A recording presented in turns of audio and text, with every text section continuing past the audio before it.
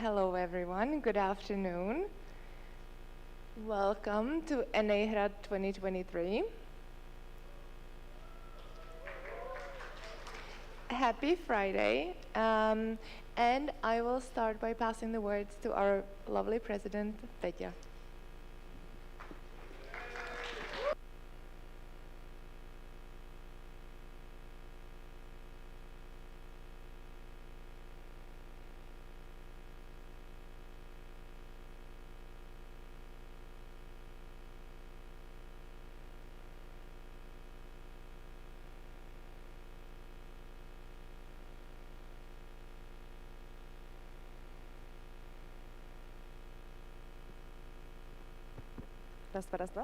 Hi, good afternoon everybody. It's so great to see you. You are so beautiful today, all of you.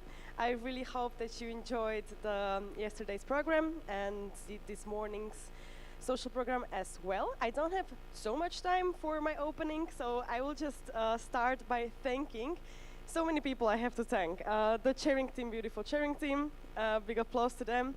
They will be hosting this NA and taking care of the minutes and of the agenda and that everything is going smoothly. I'm really excited to see them here. Also, we have an audit committee, which will also maybe, I hope, will be our electoral committee. So thank you guys for being here. We are so excited to see you in person. Also, we have some supporters. Supporters, raise your hands. Yay, Emre, woo! Nice. So we have our supporters. You will see them also in the slides that the chairing team will present. I would also like to thank the workshop and small session holders. Thank you for your contribution. We are really excited to have you here. You helped us a lot. This is my first time that I'm not holding any workshop or small session since I am in my mandate, so I can finally enjoy somebody else's work. So I'm so excited. Then we have some partners here. Of course, every time, always, we are starting with our beautiful national agency, DSDS, and they will have partners from their division study in. They will have a presentation during these 2 days, and also European Solidarity Corps. Then we have Zdeněk Hansel, that he will have a presentation also tomorrow, and Vodafone. Hi. We will have a presentation today. So we are really, really excited to have you here. Then the international guests. We have 5 different countries. Austria, and Germany, yay, and Poland, and Switzerland, and Romania. It's really, really nice that you came here, and I really hope that you will enjoy this NA. And yeah, I should end because we don't have much time. Did you see the agenda? It's so packed. I'm so excited. We will discuss so many things during these 2 or 3 days. So I really hope that you will learn a lot, that you will mingle, that you will find some new friends. It will be amazing.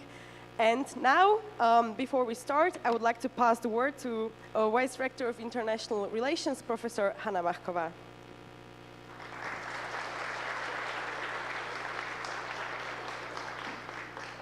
Thank you very much for the floor.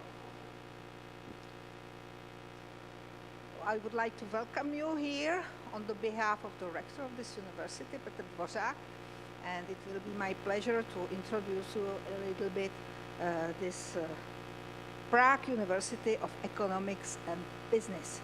So Prague University of Economics and Business is the leading business school in the Czech Republic. We have about 14,000 students. This is the public university created in 1953. So we are just this year celebrating 70th birthday. I hope that recently our students could enjoy the big anniversary we had.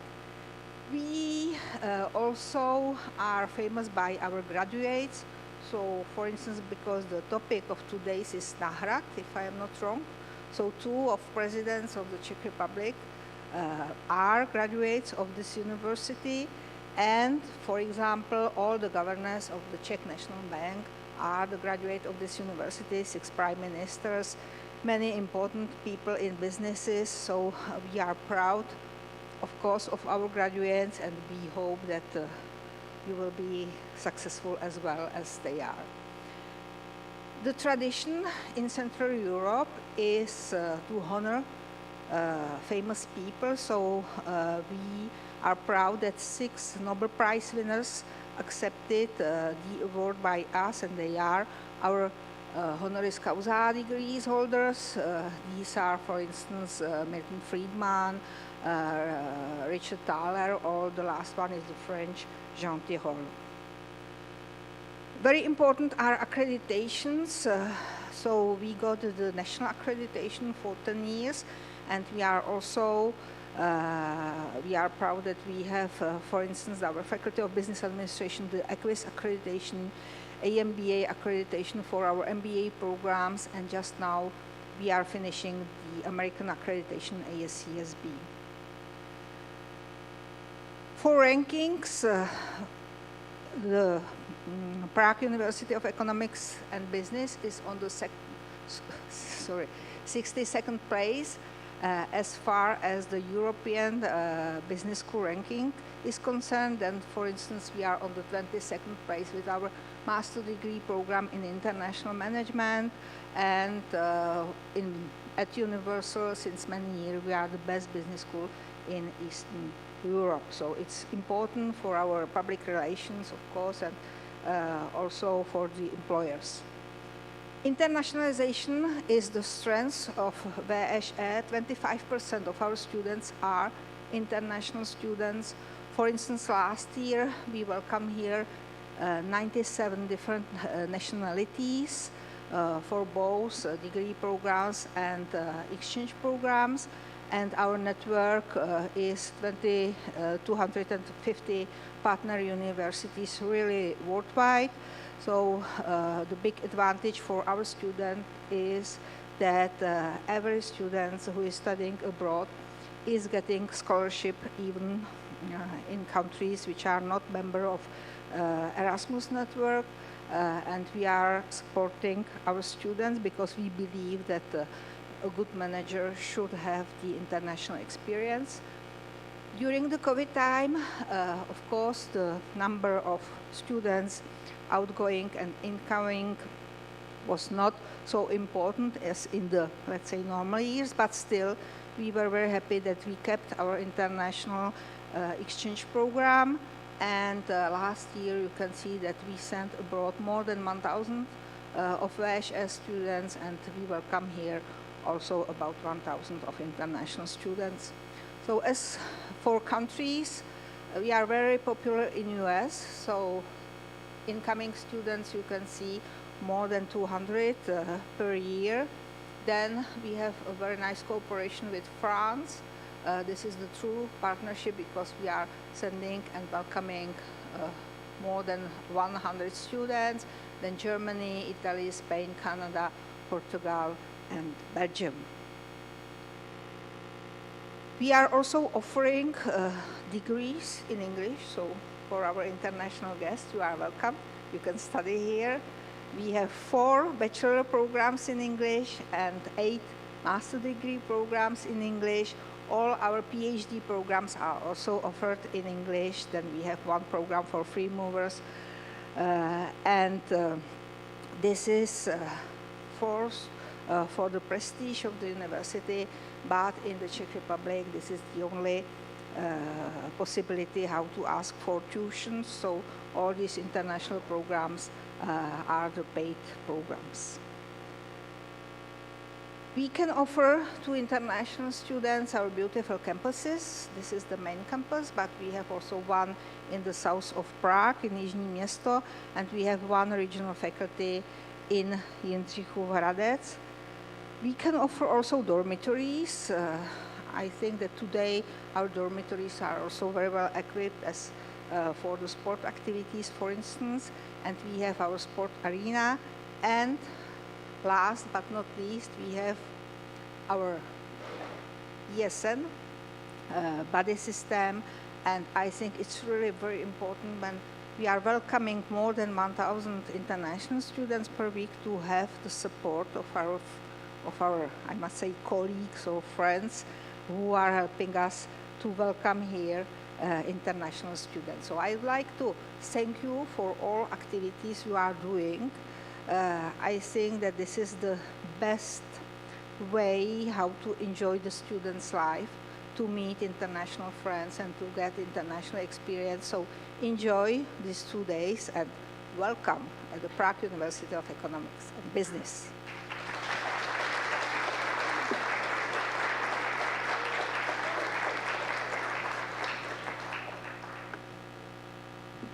I would like to thank Professor Hanna Markova again. Thank you for being here. It's really an honor.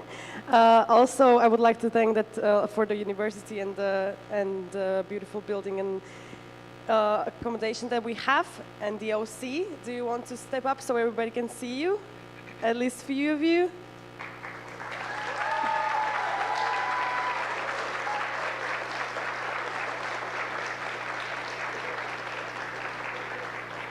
We are so happy to be here. You are doing an amazing job. I'm really excited for this weekend, and I really hope everybody is. And I forgot a small little thing, the opening. So hereby, I'm opening NA Hrad 2023. And let's get this party started.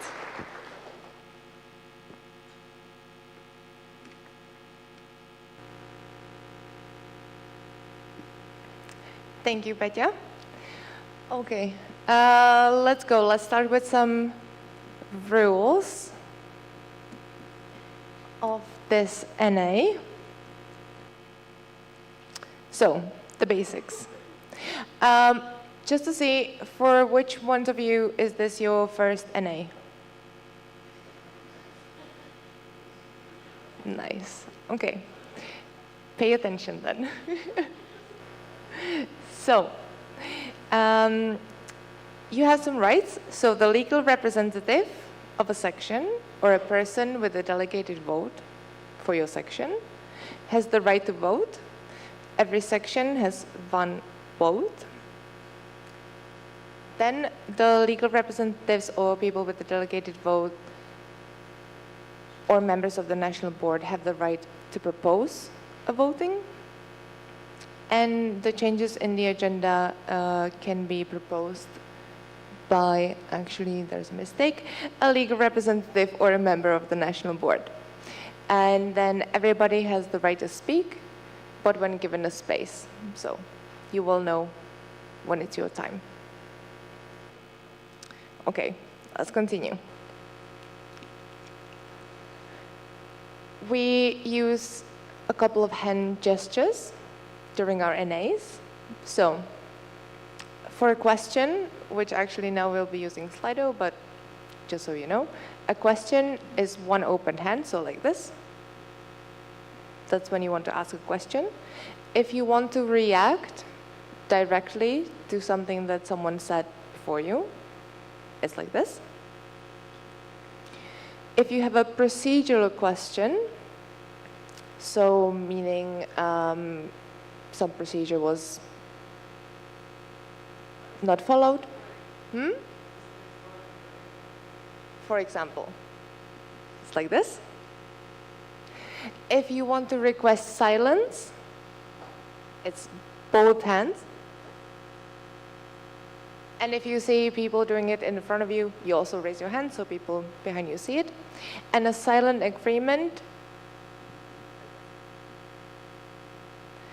Awesome.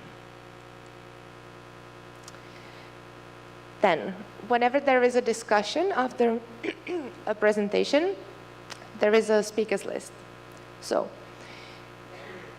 this time, you will be able to type your name and section into Slido.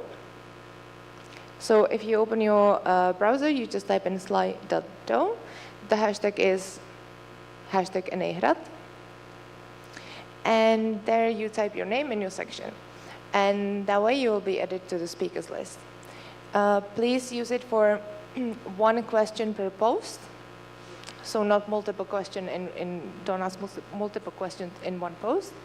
Consider if it's relevant, and if it is a personal question, you can use the coffee breaks or any other time during the NA. Then when you will be given the microphone, please say your name and your section for the minutes. Be concise and respect the time, please, because the agenda is really, really packed. Speak clearly, and only when it's your turn. So you will be given the space by me.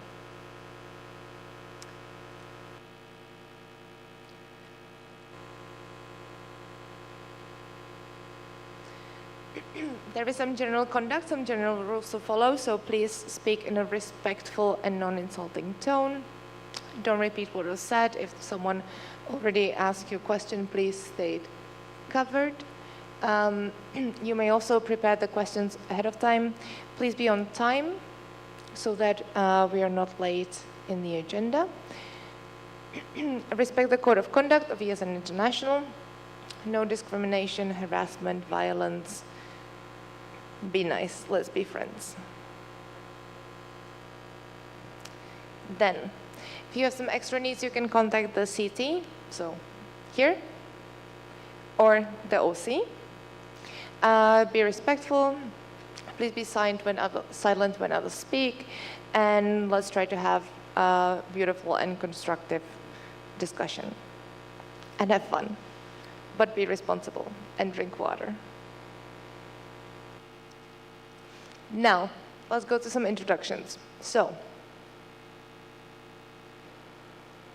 the chairing team, that's us, if you didn't know.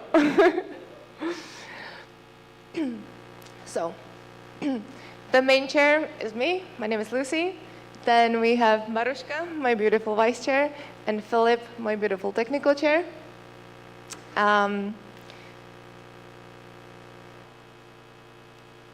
This is Philip. Philip, do you want to say something? Už tam nejsem. No, ¿qué pasó?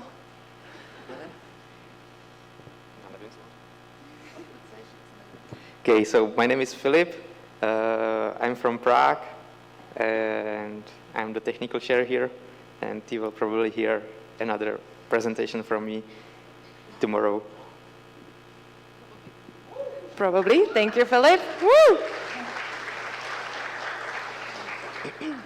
So Philip is basically making sure that the microphones are working, that we have a stream, that the presentation is on, all of that very important stuff. Then we have Maruška. Hey guys, I'm Maruška. I'm the vice chair, so I will be writing everything down. Everything that you say will be written down, so pay attention to what you say, you know. And also I will be awkwardly silent because it's gonna take me a lot of energy to do that, so yeah. Thank you, Maruška. And then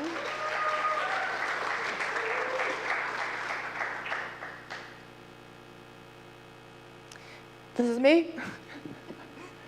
My name is Lucy, aka if you hear us Dena, that's also me. I'll tell you the backstory if you want. And I am basically making sure that we are on time with the agenda, that everything is working properly between the CT, NB, OC, whatever we need. And when there's a speakers list, I will be giving you the right to speak. So let's continue to our lovely national board. So please stand up and wave. So we have Petya, our beautiful president.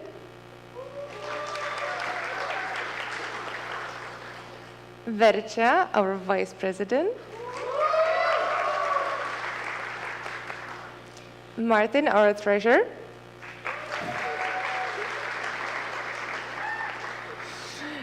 Zuza, our network manager. Janko, our web project administrator. And then we have Kate, our communication manager, that unfortunately couldn't join us for this NA, but she will be joining us online.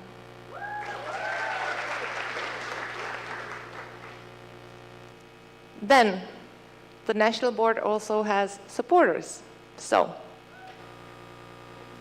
we have And let's see which one of you are here. The Social Inclusion Coordinator, Emre. Alumni Coordinator, Moncha. HR and Events Community Manager, Dancha. Events Coordinator, Prema. Causes Coordinator, Bart.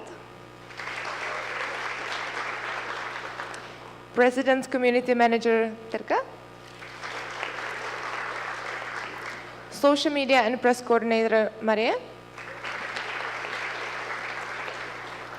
So many supporters present. This is amazing.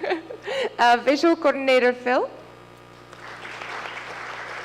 Okay, who's not here? Server Administrator, Philip. HR Coordinator, Tomáš. And ESN Challenge Coordinator, Štěpánka. No ESN Štěpánka. She's on the way. Okay, beautiful. Then we finally have an audit committee. But they will be introduced later. They have their own presentation. So now it is time to introduce our section representatives. If I may please ask the OC to get a microphone and pass it to the section representatives. And please go one by one, state your name and your section. And the magic point is, how are you excited for this NA? So let's start, I guess, there.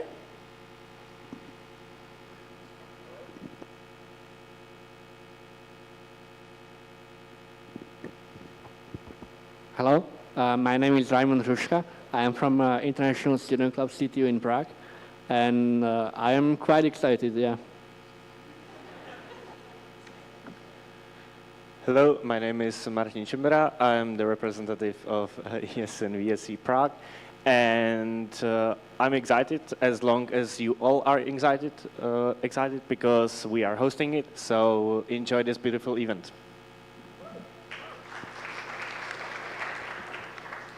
Well, hello.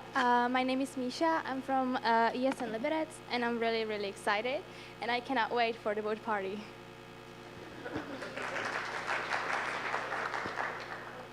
Hi, I am Pavlina. I am the representative of ESN UP Olomouc, and how excited am I? A lot. Okay. I'm sorry, a small request from the vice chair. Please state your full name. So first name, last name. Hello. My name is Zuzana Hudáková, ESN CU Prague, and I'm very excited.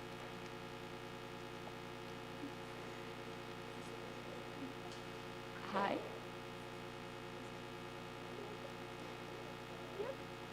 Hello. Okay. So my name is Zuzana Hudáková, ESN CU Prague, and I'm very excited.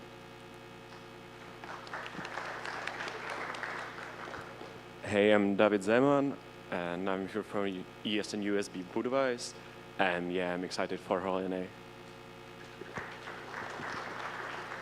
Hi everyone, I'm Lucia Lichvarova. I'm from ESN Muni Brno, and I am excited, very much so.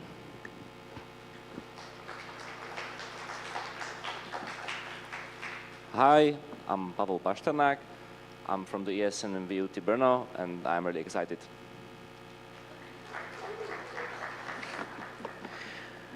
Hi, I'm Tadeáš Grega from Mendelu, ESN Mendelu Brno, and I'm not creative, so I asked ChatGPT if he can give me an answer.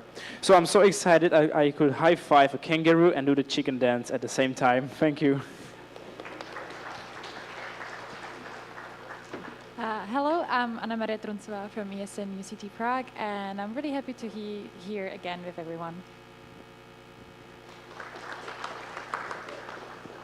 Hello, I'm Zdeněk Nevím. I'm from ESN VSBT Ostrava, and I'm really excited.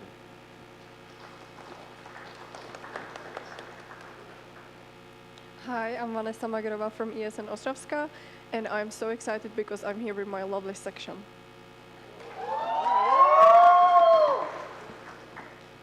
Hello everyone, my name is Tereza Otcová, ESN CCTU Prague, and I actually decided to spend my birthday on this NA, so I hope we're gonna enjoy it together. So hello everyone, I'm Veronika Pluchová from ESN Hrad Králové, and I'm excited as much as possible, of course. Hello, I'm Markéta Husková. I am from ESN Ústí Budweis, and I'm extremely excited for this NA. Hello, I'm Tereza Piskačová. I'm from ESN Pardubice, and I'm also excited. So.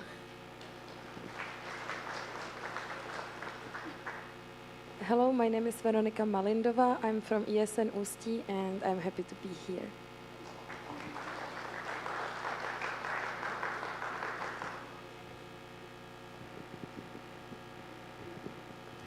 Thank you very much. Next up, one more? Zlín. Zlín. Zlín is asleep. Hello, I'm Ilona Filipčíková, and I'm very excited and not sleeping. And we're excited to have you, Zlín. Thank you. Okay. Next up, we also have some guests here. As Zdeněk Hanzel for Erasmus for Young Entrepreneurs. I believe he's not here yet. Then we have Maria Magdalena Žabková and Markéta Benešová for European Solidarity Corps. And Petr Zápotocký from Vodafone. Woo! Welcome. And then we have international guests. So we have Marie and Philip from ESN Austria. Please stand up and wave. Yes. Cecilia from ESN Switzerland. Maria, Alexandra, and Adam from ESN Poland. Victor from ESN Germany. And Andrea from ESN Romania.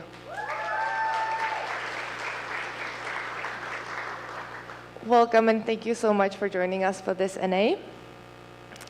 Then, next important thing is our safety team for this NA.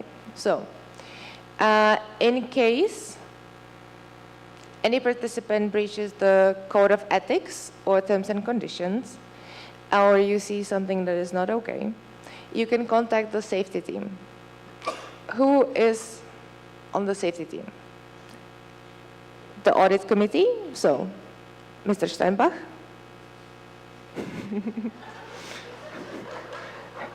Ms. Kutišová. Ms. Horníková. Thank you. Then for the NB, Janko. And the appointed members of the OC is Eliška for today. Is Eliška here? No? Adela on Saturday and Carolina on Sunday. If you cannot find them, find any member of the OC. They will direct you to them or the CT or the NB. We will figure it out. Now. Time for an important question. So, it's time for the quorum check. Section representatives and people with a delegated vote, it's your time to shine. You have your voting devices? Get them ready. The question for the quorum check is, do you have a costume ready for the royal cruise? Options are absolutely yes, I will improvise, or no, I will be boring. So, anyone voting for absolutely yes, please raise your voting devices now.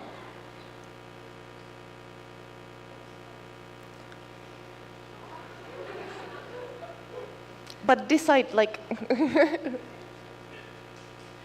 okay. Sections voting for I will improvise.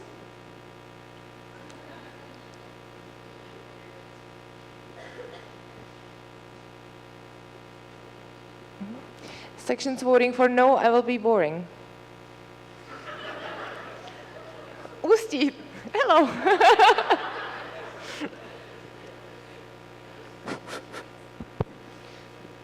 Beautiful. So the quorum was reached. We can continue with the votings. Voting number 1 is the approval of the agenda. The question is, do you approve the agenda of NA Hrad 2023 as it was presented in the preparation package? Options are yes, no, or abstain. Sections voting for yes, please raise your voting devices now.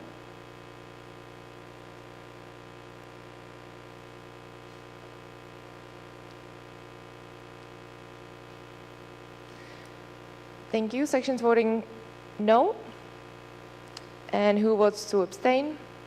No. Okay, thank you very much. So with 18 yeses, 0 noes, and 0 abstains. 1 second. We still don't know if it was approved. It will be a surprise.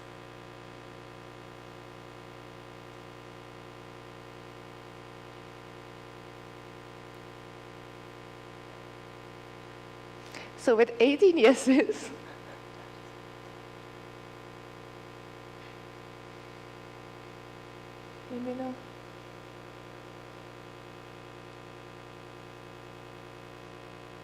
zero noes and 0 abstains, the agenda for NA Hrad was approved. Thank you very much. Then we have voting number 2. The Electoral Commission. The question is, do you approve Jakub Steinbach, Gabriela Kutišová, and Michaela Horníková as the Electoral Commission for NA Hrad 2023? The options are yes, no, or abstain. Who votes for yes, please raise your voting devices now.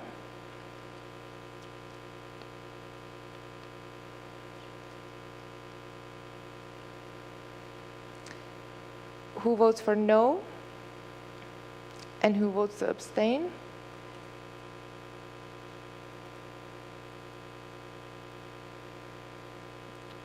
It's my pleasure to say that with 18 yeses, 0 noes, and 0 abstains, Jakub Steinbach, Gabriela Kutišová, and Michaela Horníková have been approved as the Electoral Committee for NA Hrad 2023. Congratulations.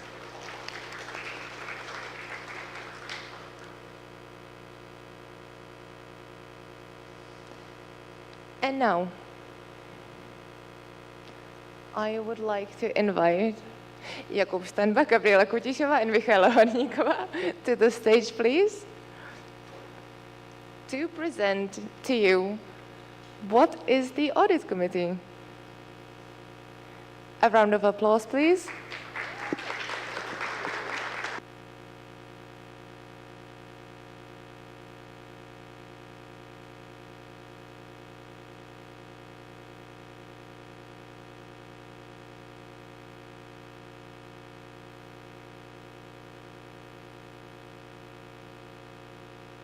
Hello.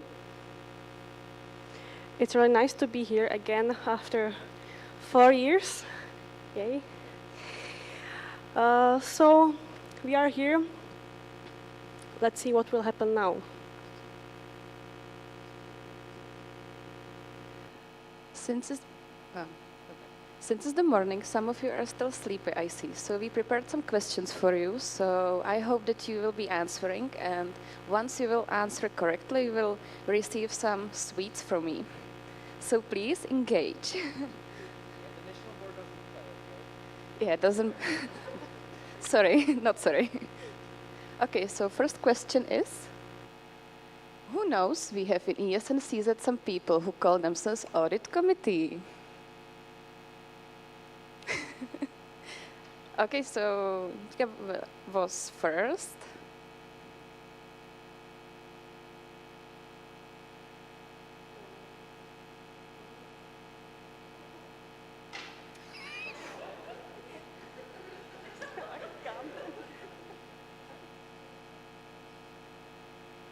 Okay, can we proceed to another question? How many members does audit committee have? Who was the first, Jakub? I have no idea. I think the guy in the black check, whatever, hoodie. Ano? That's correct answer. Yay. Incoming!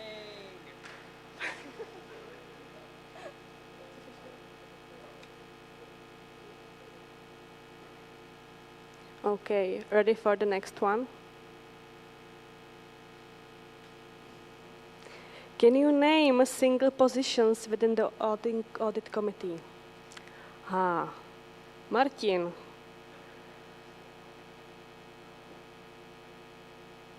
Beautiful. Miška, can you do it?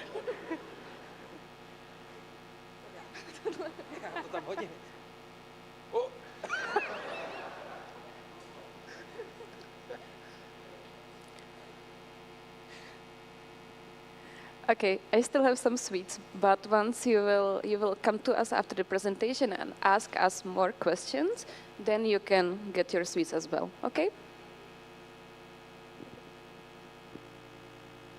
So who is the audit committee actually? That's us. We have Kuba, our main auditor, then we have Gabe, procedure, and me as a financial auditor. We are very nice people. We are going to be with you on all NAs. You can approach us anytime you want or need, but we will talk about it later or now. No. Oh, it's my time. Okay. Yeah, so... Oh, I cannot read it. It's too far away. Why do you hear about us from time to time? Well, can we skip to the next slide, which I remember? Yeah, so the audit committee actually has some few responsibilities, but they are quite essential for the operation of ESNCZ.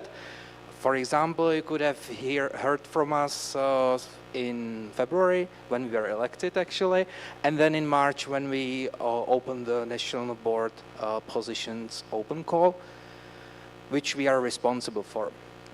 Then, of course, we should be monitoring the operation of ESNCZ, and in case we find some things that could be improved in the future, we can sum this up at our audit report, which we should compile at the end of the year, at the end of our mandate.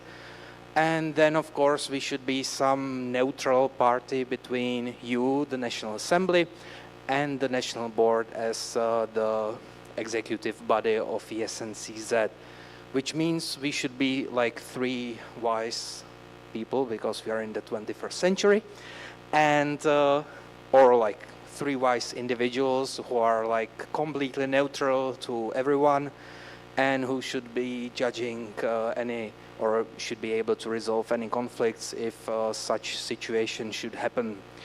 As you can see me kicking the reactive part, I personally think that we can do slightly more than just to be a reactive body, which means that, and this is an offer from us towards you, if you ever happen to, you know, get into some problem or might not know what to do in regard of like operation of your local sections or operation of ESNCZ, definitely do not hesitate to approach us. We are here for you, and we are happy to fulfill our roles. All right. Oh yeah, and we had like a running joke that like with us three we have like 19 years of experience with ESN together, which shows how old we are actually here. All right. I think we are probably quite late already, so we should probably yeah, end the presentation. Thank you very much.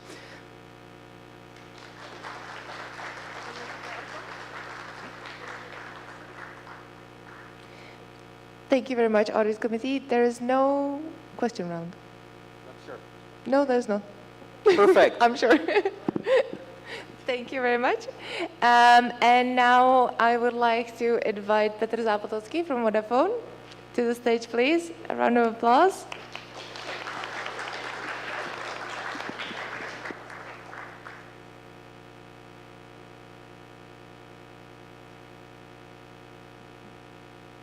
Just if I may, sorry, this presentation will be in Czech. However, if you have any questions regarding Vodafone and our partnership, please feel welcome to approach me anytime, anywhere. Doesn't matter. And now?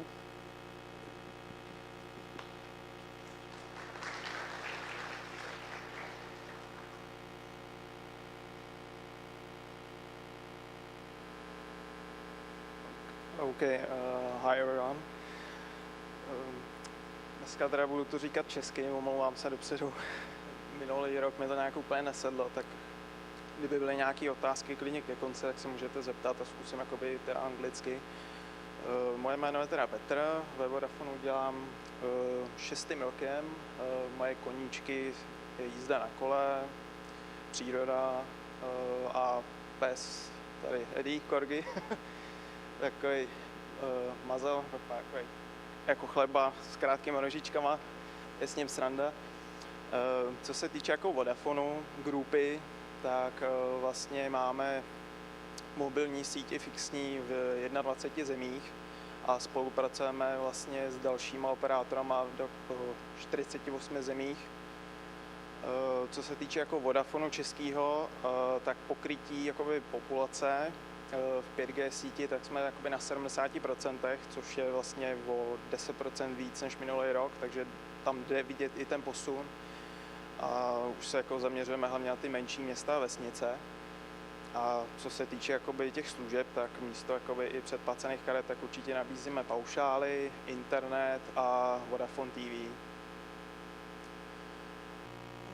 Když se tady podíváme jakoby na ten graf aktivací, dobíjení a objednávek, tak jsou tam vlastně poslední 4 roky od 2019 do 2022. 19 samozřejmě byl nejsilnější rok, pak vlastně přišel covid, který nás jakoby zasáhl úplně všechny, nikam se nemohlo, všechno bylo zavřený, tak spadly vlastně objednávky, aktivace, vlastně všechno jakoby šlo dolů, i to dobíjení, protože všechno bylo závislé na tom, že ty hranice byly vlastně zavřený a nic se opravdu nemohlo. A vlastně rokem 2022 tak jde vidět, jakoby, že ty čísla jdou jako pomalinku nahoru, co se týče jako objednávek i těch aktivovaných SIM karet i toho dobíjení. Tak, co se týče jakoby propozice, tak vlastně od roku 2016 tak je tam nárůst v těch datech, začínali jsme na nějakých těch 500 MB, pak jsme skočili vlastně na 3 GB, v roce 2018 tam vlastně byly ty 3 GB plus těch 5 v aplikaci a nyní máme vlastně od roku 2002 6 GB plus 5 GB jakoby v aplikaci a i na webových stránkách. Co se týče jakoby té propozice naší karty, tak je tam 6 plus 5 GB. Donedávna vlastně to šlo jenom aktivovat v rámci aplikace, ale od minulého roku od léta tak je možnost vlastně i přes webové stránky. Takže vlastně studenti ze zahraničí by neměli mít problém to aktivovat, protože dřív se stalo, že nemohli kvůli lokalizaci nebo změnit si jakoby v telefonu, v iPhoneu jakoby to region, tak měli problém s tou aktivací, takže to jsme vlastně odbourali a od minulého roku od léta už to jde i přes internet, přes webový rozhraní. Balíček samozřejmě poskytuje vlastně i neomezené SMSky v rámci Vodafonu v Čechách. Je tam 50% sleva na dalších 5 měsíců a extra kredit 25 korun. A balíček vlastně na těch dalších 5 měsíců stojí 175 korun. Tak možnosti vlastně nabíjení toho kreditu, tak je bankomat, partnerský obchody, což jsou vlastně většinou tabák shopy nebo kde je Saska terminál, pak na Vodafone obchodech a webovkách samozřejmě. Pokud by student chtěl zjistit kredit, tak stačí zaslat SMS-ku na 7700 ve formě kolik, mezera, kredit, anebo se dá jednoduše zjistit přes aplikace nebo webové stránky přes samoobsluhu. A to by mělo být za mě teda vše.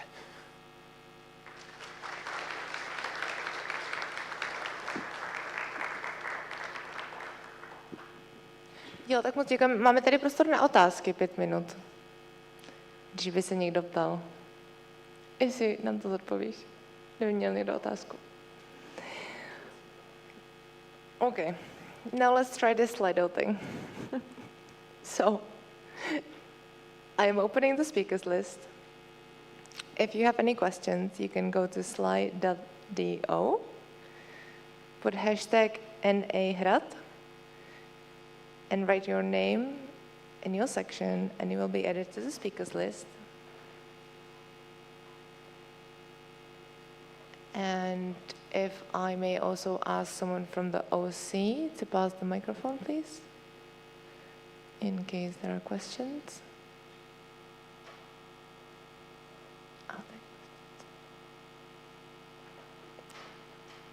Someone posted hi. Peťa? Peťa, I see Peťa. Peťa, President.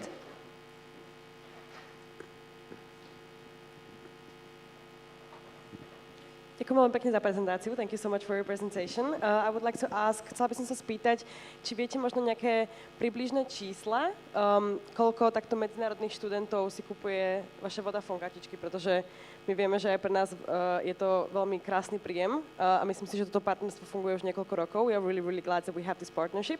So maybe if you know approximately, približne koľko ESN kartiček, Ty máš na mysli Vodafone jako kartiček. paušály, nebo? No, do této sekce jako úplně my nevidíme, protože jakmile to vlastně jde jakoby na Vodafone Shop, tak to už to spadá pod retail a my tam tu vůbec nemáme ty čísla, ale já mám takový pocit, co nám říkali z marketingu, takže většinou třeba z těch předplacených karet odejde takových 30, možná 40% na paušály, ale jako spousta podle mě studentů se nevezme ani tu dobíjecí nebo ji nepoužívá, jde třeba rovnou pro ten paušál. Jo, opravdu nepovedno. Málo kdo jakoby to, ano. Je to takový asi 50-50, no, co se týče těch paušálů. Děkujem, thank you so much.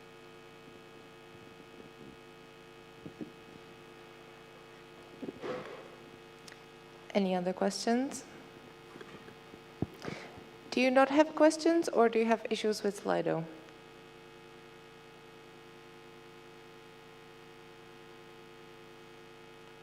Well, I propose to close the speakers list then. Any objections? Barča. Okay, but after Barča, I propose to close the speakers list. Are there any objections? No? Okay, speakers list is closed. Barča, please. Go ahead, thank you.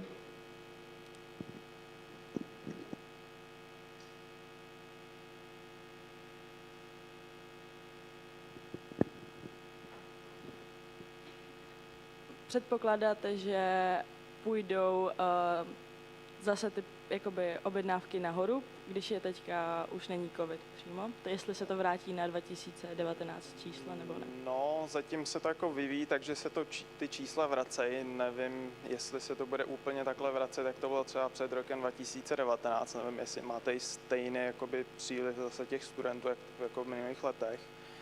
Ale jako věříme v to, no. že se to nějak trošku jakoby zlepší. Nemůžu posoudit, no. Jakoby, teďka vlastně minulý rok byl takový nějaký normální, takže uvidíme podle toho, jak dopadne jakoby letošní rok.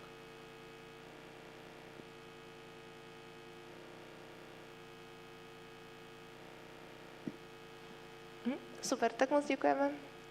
Díky za prezentaci. Díky.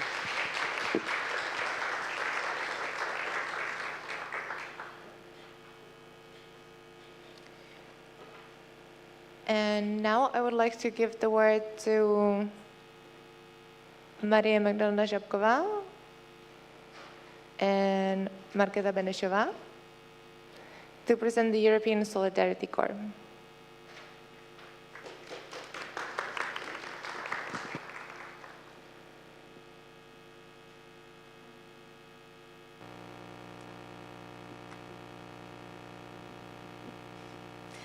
Good afternoon, everyone.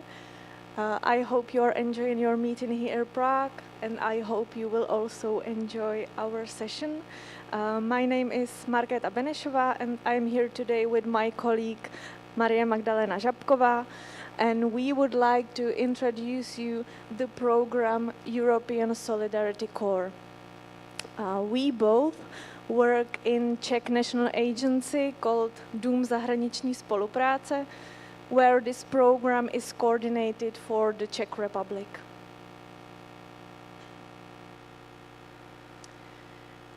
So the program itself was founded in 2018, so it's quite new. It's like 5 or 6 years old, but it didn't become out of nowhere, because before this program there was so-called European Voluntary Service under the program Erasmus+, as you probably know.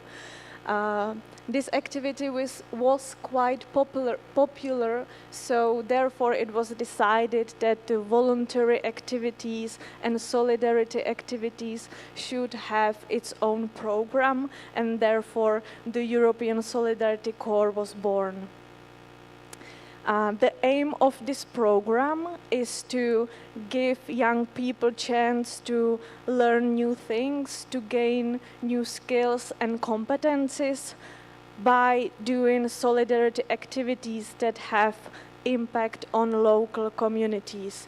It means that not only participants should benefit from from the projects of European Solidarity Corps, but also society and local communities where these projects take place.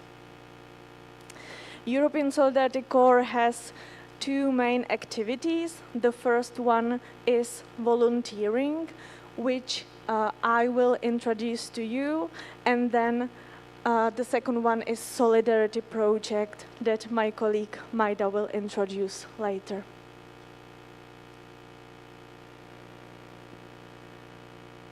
Before we start with the concrete activities, I would like to introduce the priorities of the program, because besides solidarity, the program has its own 4 priorities: digital transformation, environmental protection, inclusion and diversity, and participation. It means that the projects that are implemented in this program should be implemented environmental friendly way.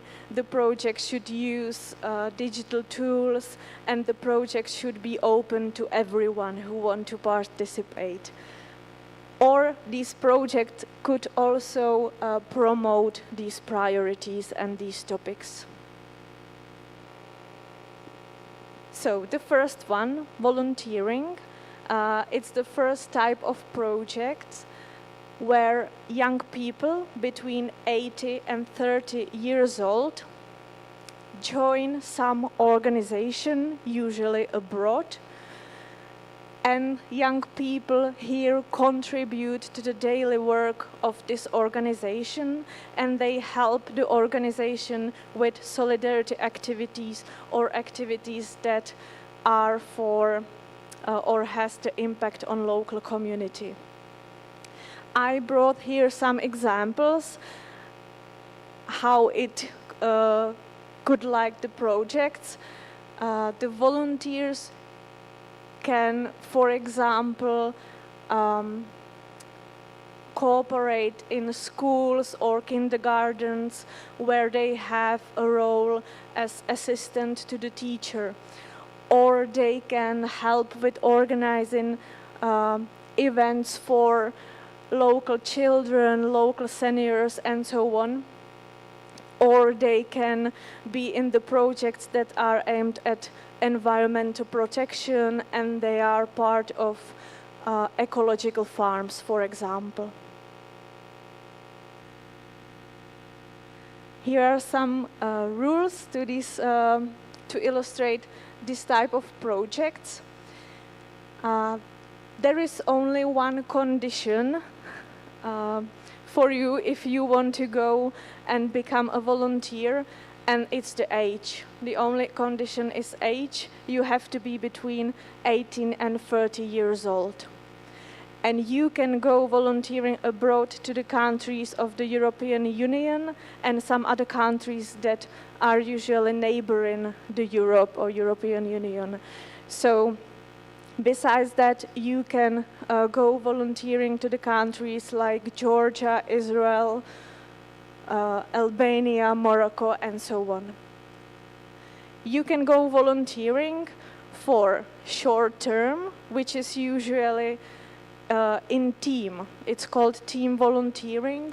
It's a short-term activity where a group of people volunteer on some topic. Or there is a long-term individual volunteering, and you can spend up to 1 year abroad volunteering in some organization. The important information here is that everyone has a chance to participate in individual volunteering only once, but you can repeatedly go to the team volunteering projects.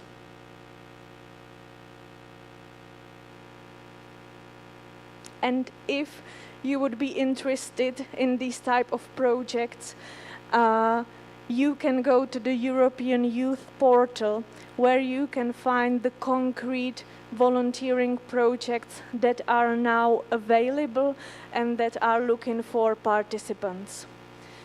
On this portal, you can find a map with the projects, so you can filter not only by the country where you want to go, but also by the topic of the project you want to do, or by the type of the organization. So here you can find the opportunities. And in this place, not only potential volunteers are looking for the projects, but also the organizations that are implementing these projects are looking for its participants. So if you register on this portal and you fill in your profile about your preferences, what you want to do in volunteering, then the organizations also can find you and contact you with their projects if they think it would fit you.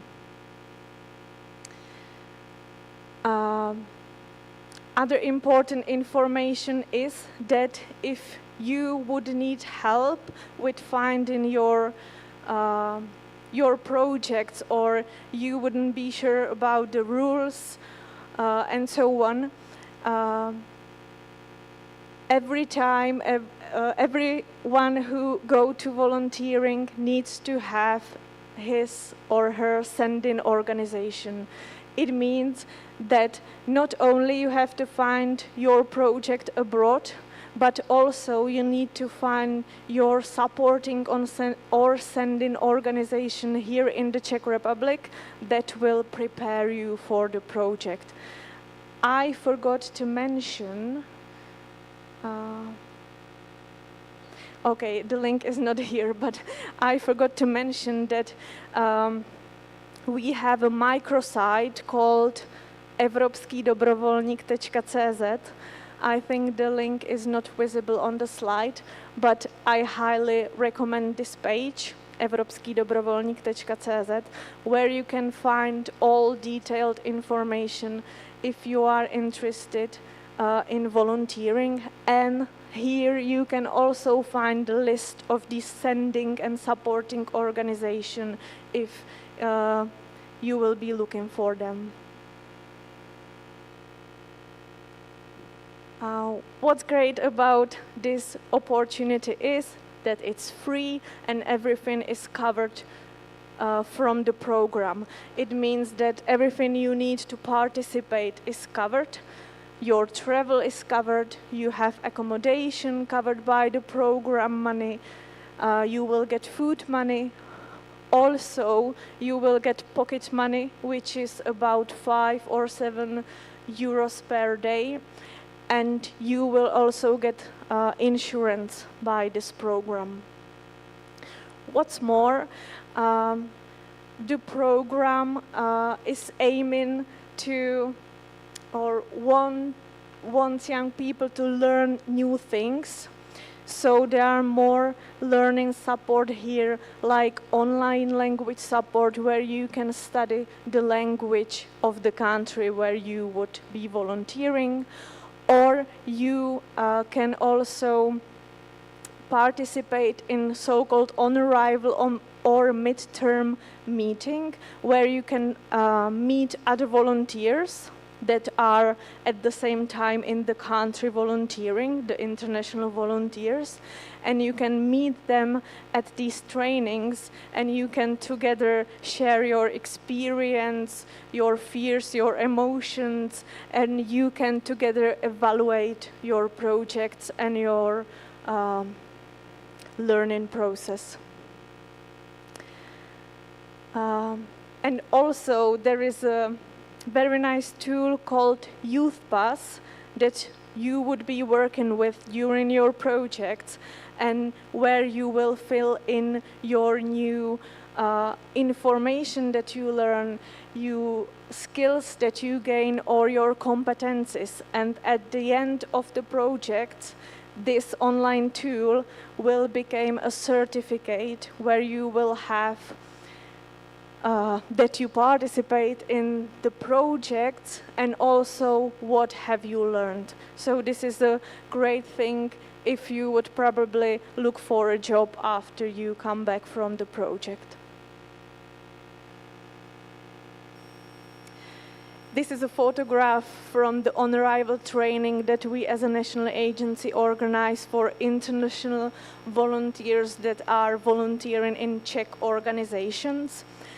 And the variety of organizations from which they come is really wide, because there are opportunities, like, as I said, education topics of the projects.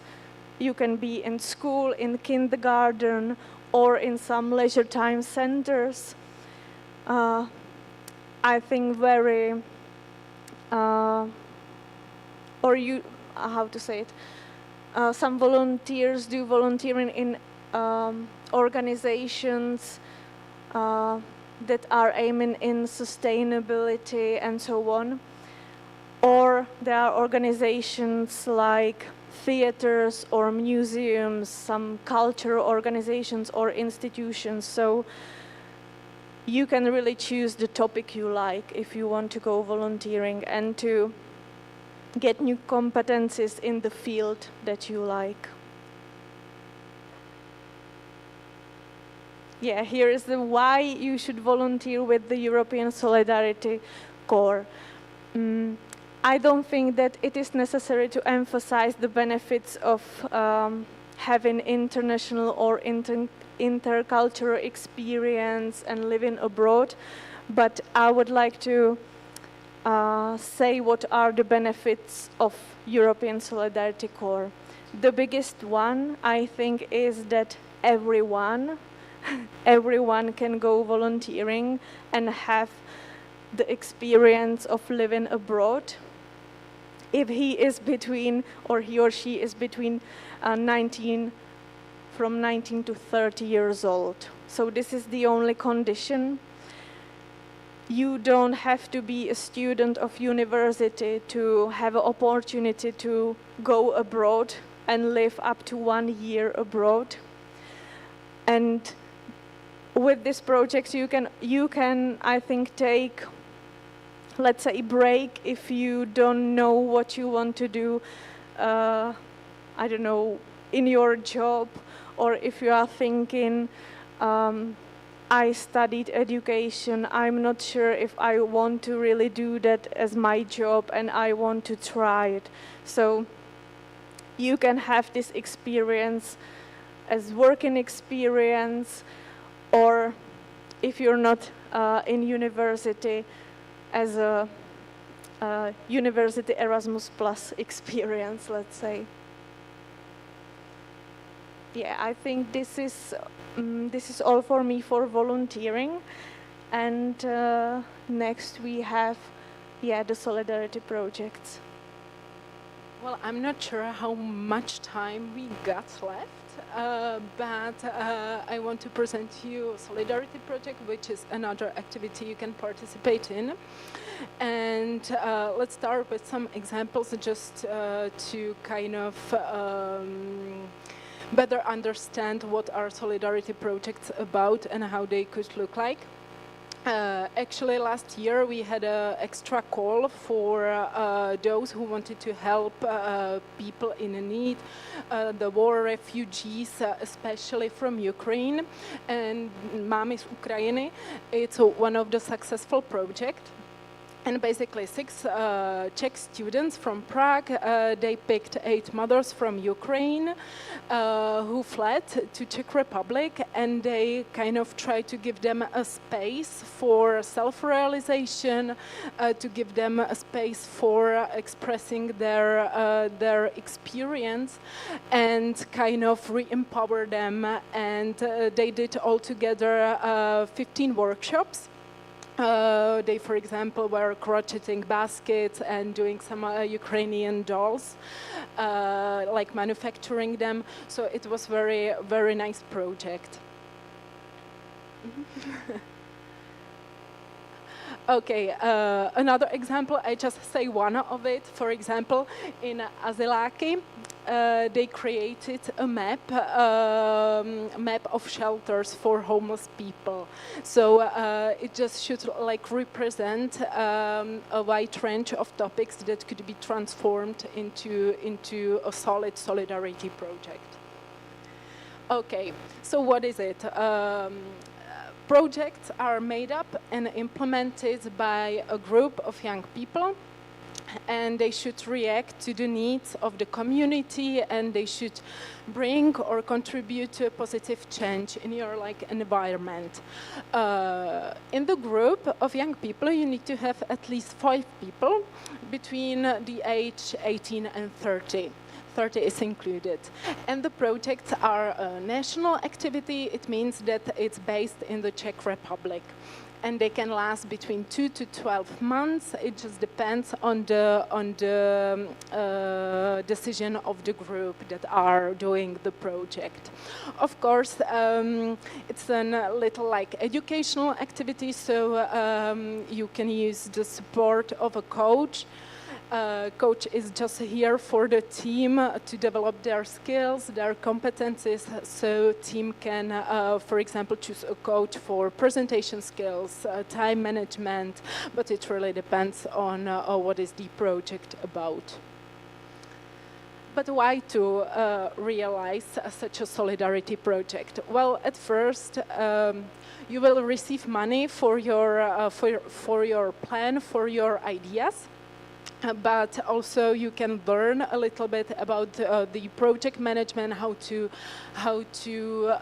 successfully manage a project, what are the boundaries, what are the highlights.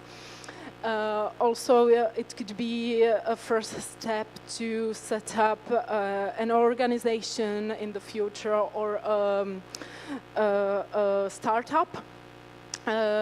Also, you will learn a lot of new things through the projects, also with the support of the coach.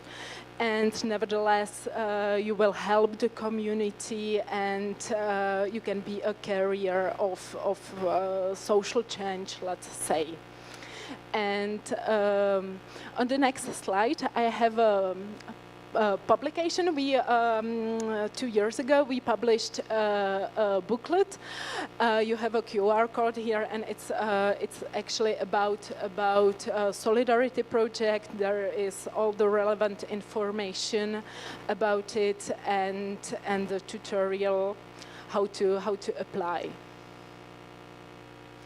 And we also organize for the support of people who want to do the project. We also organize a lot of consultations, individual consultations, or webinars where you can discuss your topics, your plans, your ideas. And actually, we also organize a workshop which is called Od nápadu k projektu, and we go really deep into project management, here project cycle, how to manage it. And the closest one will take place in Hradec Králové from 24th to 27th of August. So we have out the registration form. So if you are interested into project implementation, realization, you are free to join. And also, if you would like to develop your skills, your competencies, you can go to so-called net activities. They take place all over Europe, in all European countries, and they should also develop your skills, develop your competencies. They have different topics. This is well-being, but there is digital topics, sustainability, or for example, with regard to solidarity project, that there is international solidarity project meetup for people who realized a solidarity project in their country. So, is there any question? Thank you very much for the presentation. A round of applause, please.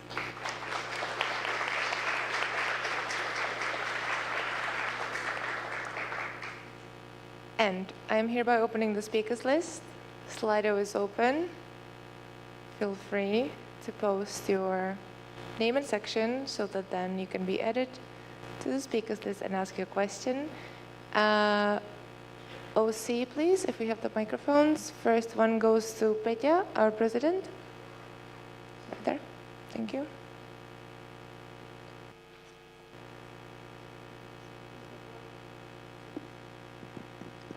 Petra Papuláková, ESNCZ. Hi, thank you so much for the presentation. It's really great to have you here. I would maybe like to ask you about the volunteering. If you have maybe some statistics, like which is the favorite country for the Czech people that they are volunteering in, and maybe other way around, like who is coming to the Czech Republic the most? I'm not sure if I remember well these statistics, but I think that most Czech people go to Germany, obviously. And to Czech Republic, I think mostly we have volunteers from Spain and France. And it used to be Russia and Ukraine, I think, but nowadays they are not so participating in the program.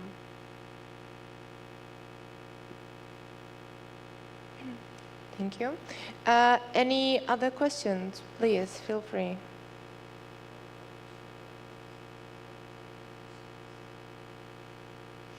Okay, Bart, I will write your name. So, Bart, monsieur, go ahead. But with the microphone, please.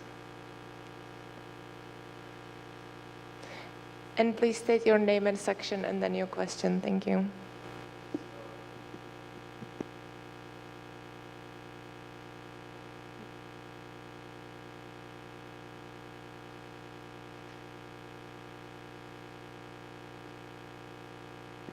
Sorry. Hi, Bartolomew Miller, ESN VSE Prague. So I have a question regarding the volunteering, because like even though it's non-profitable and like the market for volunteers is like, you know, we are not doing it for the profit, it's still a market and we still have like, you know, some kind of demand.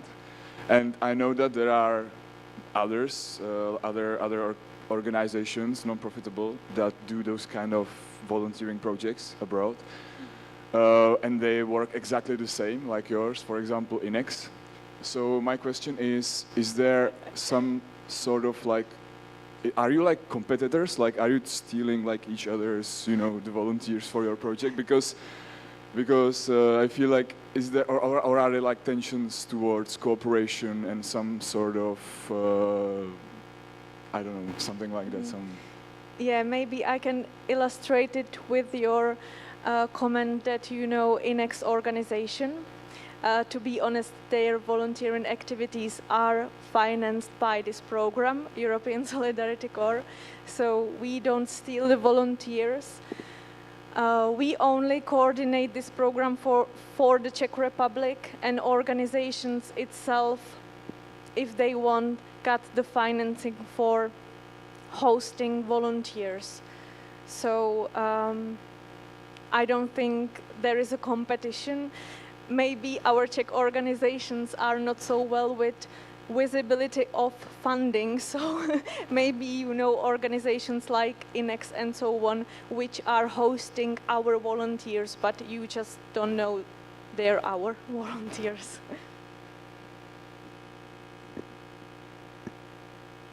Thank you.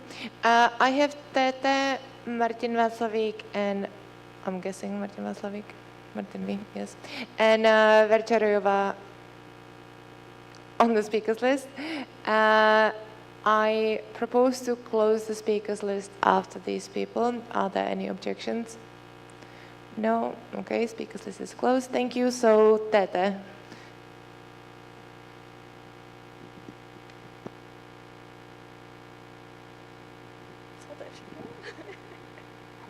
Hello, Teresa Karlecová, ESN Dinosaur. I suppose that this program is the one that ESN CZ is thinking about, right? But yeah, is it the one connected to the professionalization that you would host ESC volunteers eventually? Yes. So my question is, if you are somehow cooperating on that with ESN CZ and helping them maybe one day be able to welcome ESC volunteers. I am willing to have a consultation or the meeting with you where we can speak about our cooperation. I think in the past 2 years I also have one meeting with someone from ESC asking about these opportunities, but it's not exactly the cooperation. You just have to decide that you want to have volunteers from European Solidarity Corps, and you fill in the application where you specify that you will do the projects according to the rules of the program and what you want to do and so on. So you can join, we will be happy. Then Martin, ESN Shuba.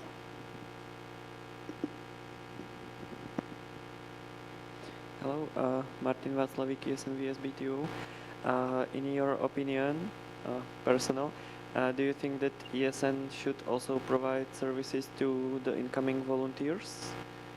And if yes, if we should somehow know about them, so I don't know, contact, for example, you or somebody, that if there are any volunteers coming to our city, or if they should reach out to us if they are interested.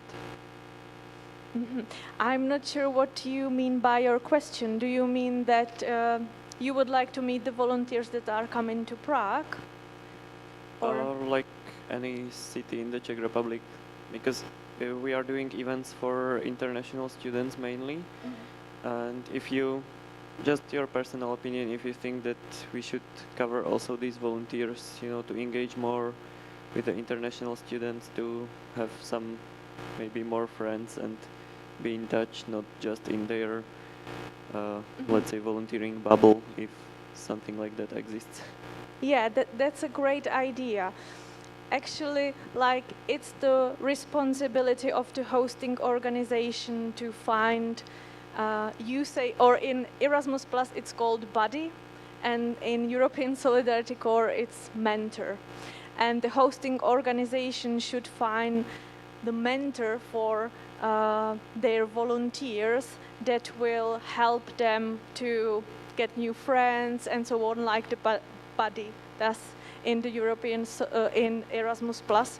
So I think this is a really great idea, and what I can do is to give you the list of organizations, for example, here in Prague or in other cities in the Czech Republic, and the volunteers, of course, can join your, yes?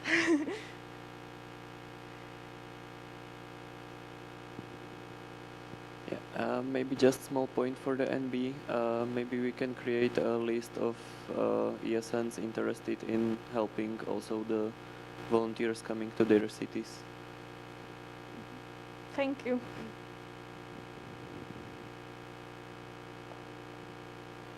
Thank you. And then Vercha at the front.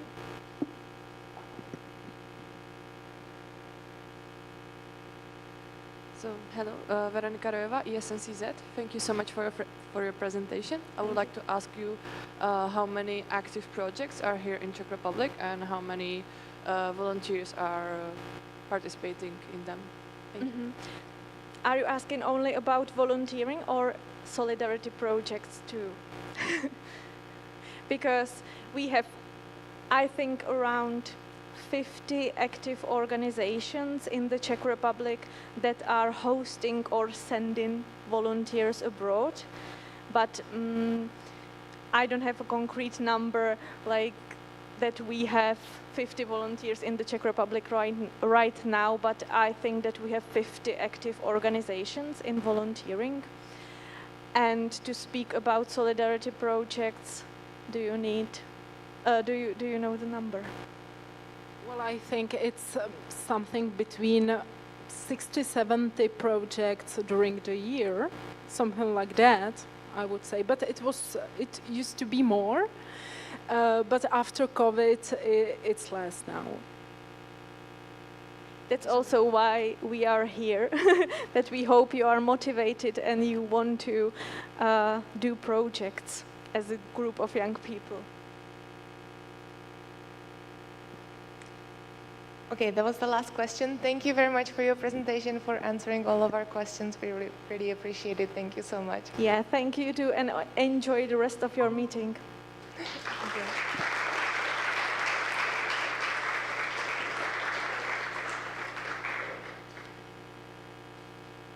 And now, let's see if it works. Let's please welcome Hurti online.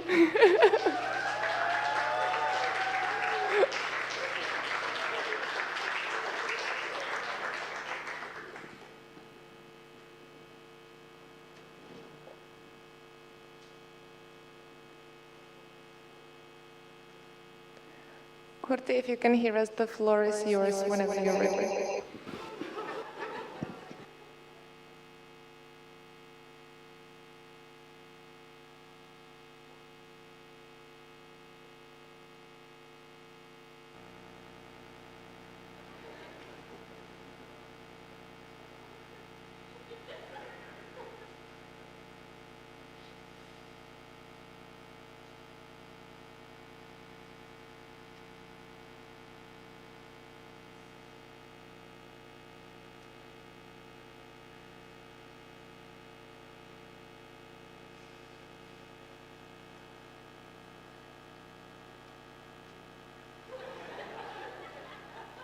I'm not sure if I should start speaking or not. Is it the time? Okay, Vali is saying yes, so I believe it says yes. I'll start sharing my screen.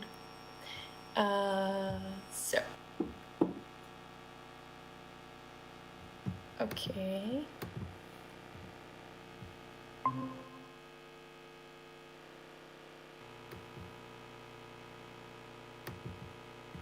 Okay, now you can see me and hear me.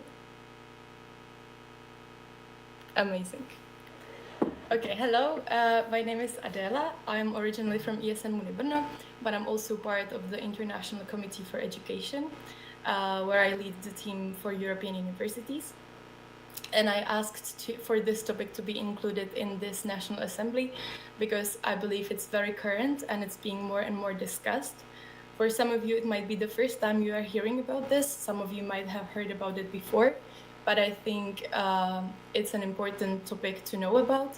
And I think it's a nice way to start the discussion about the initiative itself. Yes, so I'll start with actually describing the initiative itself.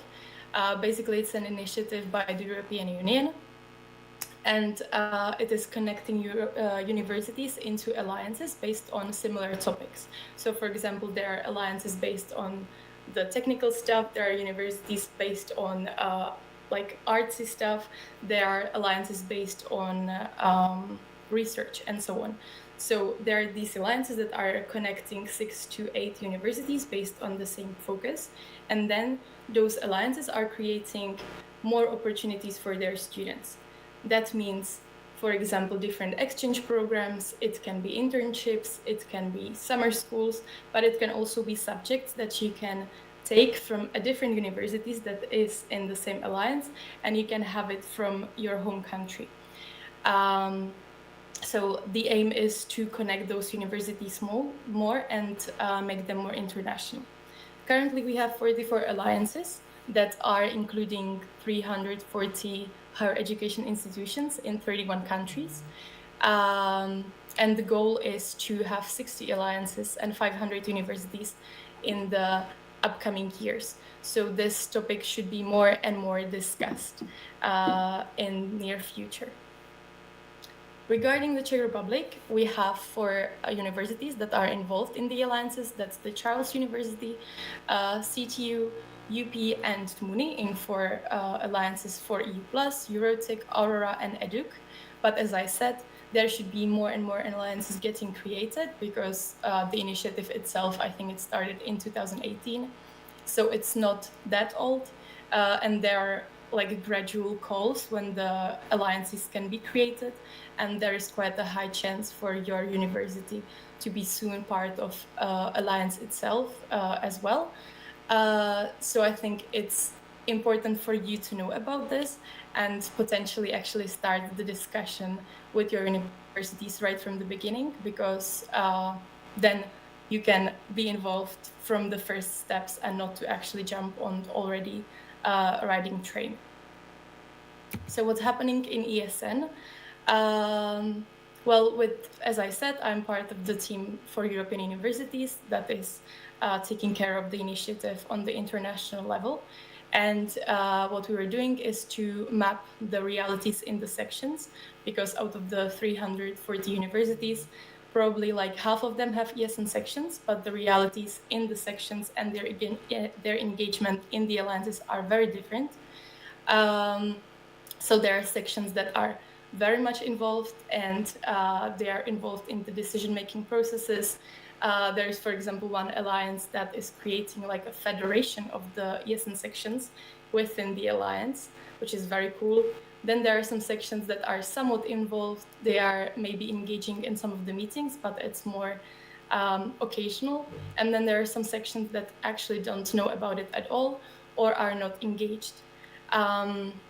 So we were trying to map the realities within the network, and also to motivate the sections to get more involved, because it can bring you a lot of benefits, like getting more connected with the university, or create a cooperation with the sections that are in the same alliance, because you already have something like connected that is connecting you, and you can build up on that. And it's also a nice tool how you can advocate for your projects and so on. And the engagement can look very different. Basically, all the alliances should have like their student involvement within their functioning. So a lot of them are creating like a student boards, and those student boards are built of student representatives from student councils, but also from the ESN sections. Or the ESN sections are, for example, involved in helping with events that are done under the alliance, or, for example, helping with the international students that are coming to your universities via these exchange programs. So the alliances, all of them work a bit differently, so it's very hard to generalize, but there are a lot of practices from the sections that can be used and can be put into practice in your section or in your university as well. So that's what we're doing with ICE, is to spread the knowledge about the initiative itself, but also support the sections and show them potential next steps if they're already somewhat involved but might want to be involved more, or they would like to know their complete first steps because their university have not contacted them yet. We are also producing some documents. So for example, we have this European Universities Initiative Infonote, which is like summing up what is the initiative about. But also in January, we had a survey about the engagement of the sections within the initiative. And based on this survey, we are right now creating a report that should be published very soon. It's almost done. It's mostly targeted on the stakeholders, but like universities and so on. But there are also some practices and some like ideas from the sections to the sections. So it's a nice way for you to know more about the initiative. And yes, that's basically it. It's very hard to sum it up all in 10 minutes. So I hope that you got like the main idea behind this initiative. And if you have any more questions, or you would like to discuss your next steps, or this was the first time you heard about this and you would like to know more how you can get involved with your university or within your alliance, feel free to reach out to me either via any social media like Messenger, WhatsApp, Telegram, whatever, or also email, and I'll be more than happy to meet up with you or have a call with you to explain it a bit more or to discuss some of the next steps. I also believe there is some time for questions right now, but I'm not sure if I can hear you or see you or whatever. So I will turn off the screen sharing, and you can let me know if there is anything else right now, because I just see like a black screen.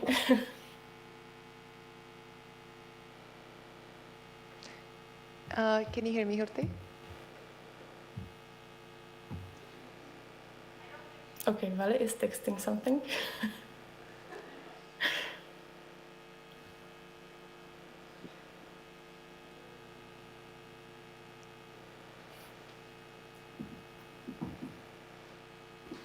No, I don't hear anything because you have all your mics turned off.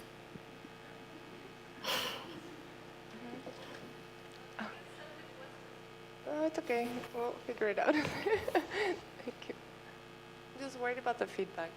Like if it's not... Hello, Horty? Can you hear me? Not anymore. No. And now?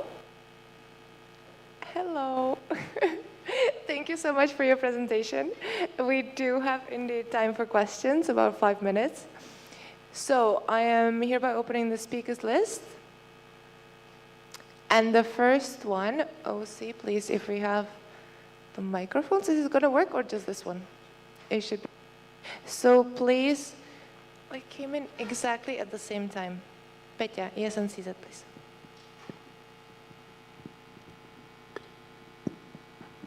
Hi, Horty. Thank you so much for your presentation. As I see, I wanted to ask exactly the same thing as Emre, and I'm always asking, so I will pass the word to him if it's okay. Thank you. Emre Pars, ESN UCT Prague. With whom we should talk to for becoming a part of an alliance as university? I'm not really sure how this works. Yeah, sorry, now I hear my... Yeah, okay, nice. Not sure how the first step look completely, because I think it's up to the universities to contact the universities that they would like to create the alliance with. So I think this is kind of behind our powers, let's say. But what you can do is to approach your university or IRO or whatever you are in contact with, and talk with them about this initiative and see if there is any like potential discussions about creating such an alliance within your university, and then tell them that you would like to be maybe involved or find ways how you can be involved right from the beginning. But I don't think it's really in our power to say, hey, let's create an alliance, because that's up to the universities, and there is so much more behind that and behind the creation of that, and so many different grants and applications and so on. But you can help with it once the discussions already started. I hope I answered the question. Thank you.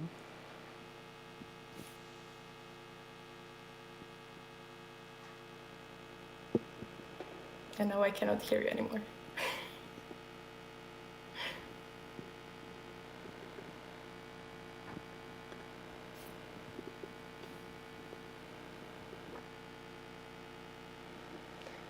Sorry, it takes a bit of time to switch everything.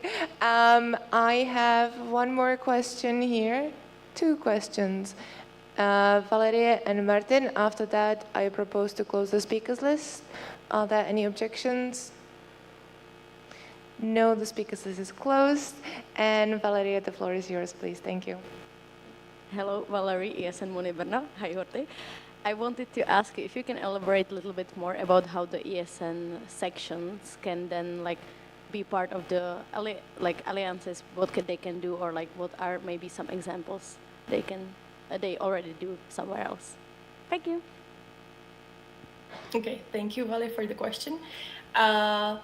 The spectrum of this is very, very wide. So each alliance and each section has a bit of a different approach. So, for example, talking from my experience from Maastricht University, we are engaged, or we are actually right now creating a student board, because each university in our alliance has their student representatives.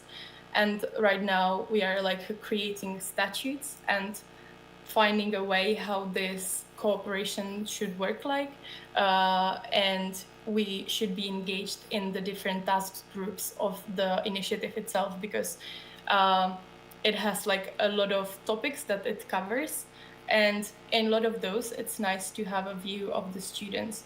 So in this way we should be sharing the perspective of the students, and moreover, since we have experience with the international community, we can directly focus it on this part as well and address the needs of the international students.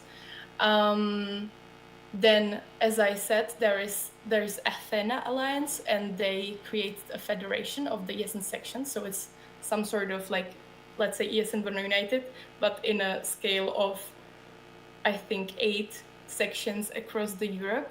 And they had a meeting together. They have some workshops, and are working together in putting the topics that ESN is engaged in into the alliance. There are some sections that are, for example, helping with organizing the events whenever is something happening in their own university.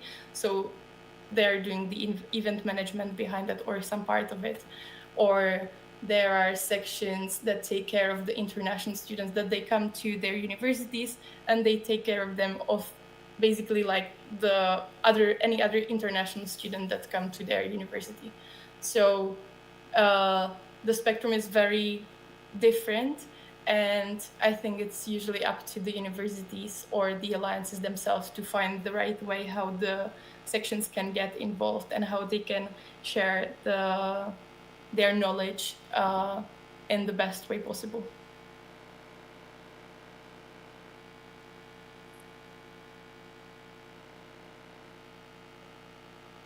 Thank you. We have one more question from Martin.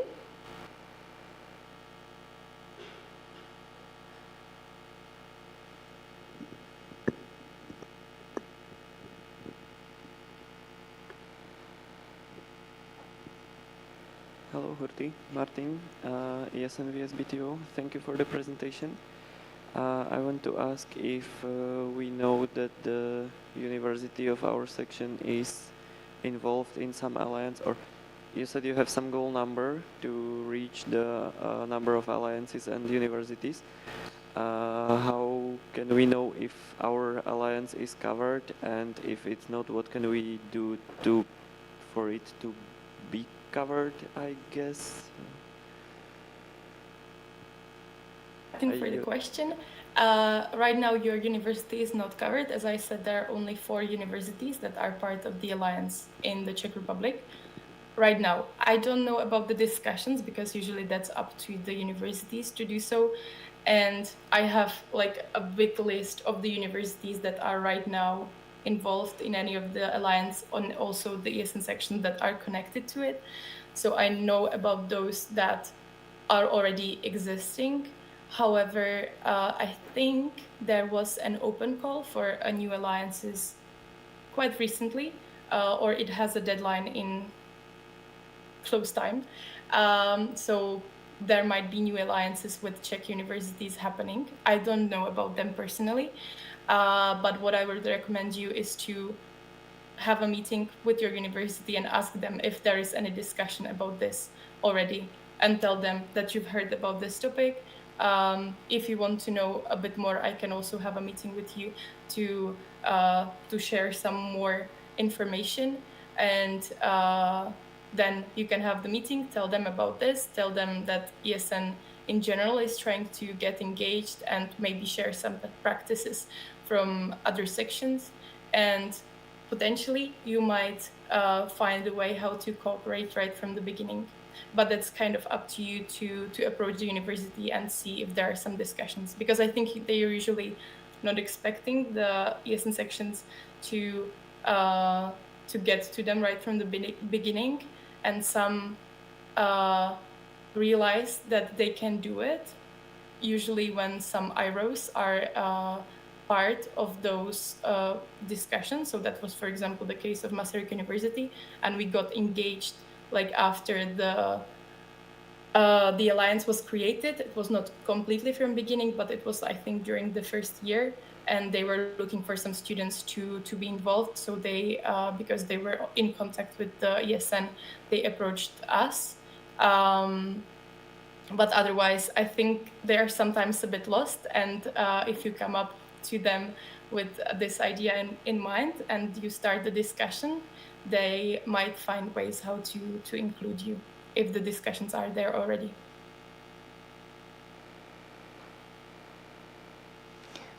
Thank you very much, Horty, for your presentation and for answering all of our questions and for joining online. Thank you so much.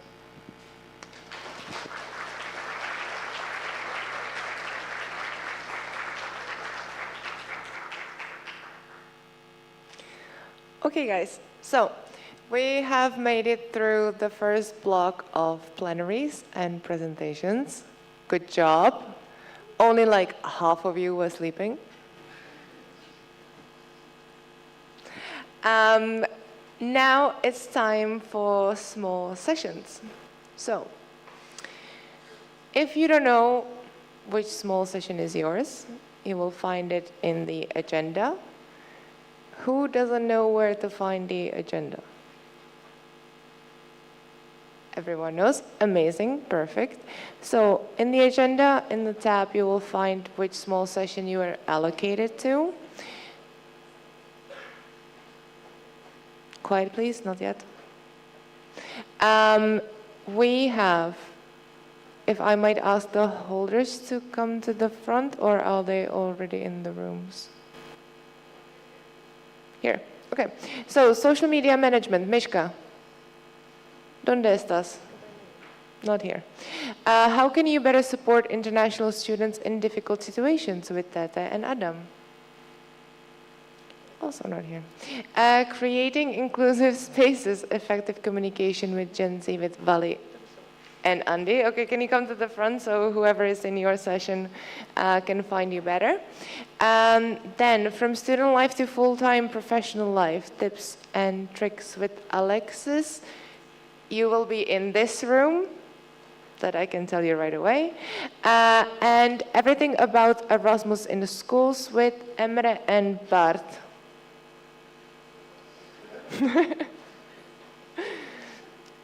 Okay, so you will find the rooms and which small session is yours in the agenda. And now, please don't go to the rooms yet. After the small session, we will have a coffee break. So it is time for a short OC announcement. Monja, please, so you know where to get your coffee. Okay, hello everyone. So the sessions are going to be like in the area there. You will find it. It's written the name of the room on the door, so you'll find it. It's about the small sessions. And concerning coffee breaks, the coffee break is going to be in on the second floor of the building as well. And you will see us. We will prepare it there. So and we will wave at you. So that's all from me. And enjoy small sessions. Yes, thank you. Enjoy the sessions, enjoy the coffee break, and we will meet back here at 4:30, please. Thank you.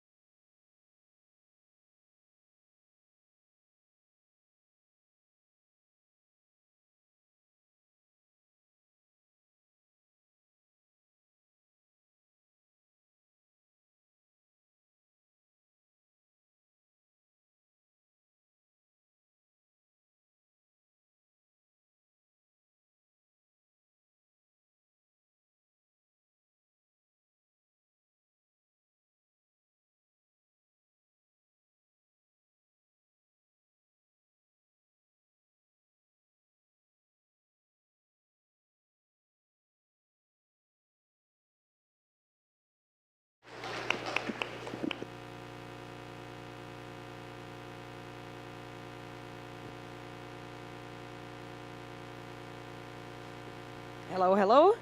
Long time no see.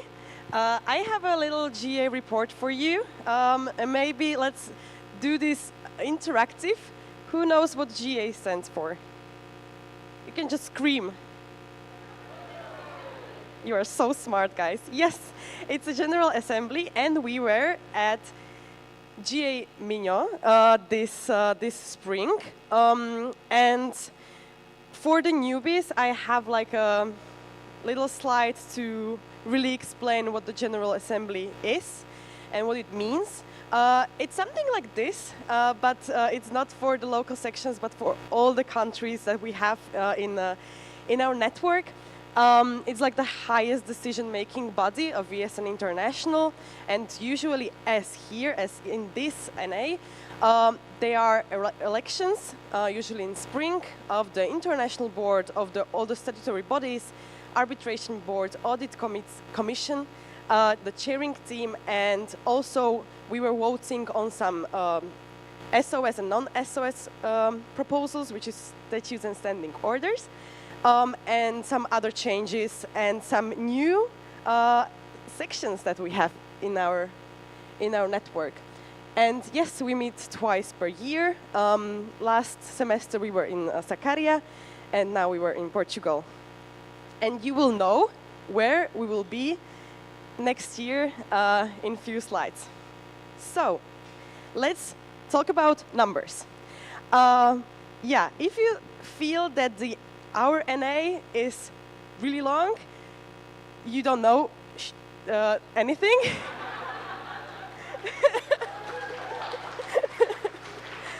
Because the General Assembly started on Friday in the morning. We had like 3 whole days of plenaries.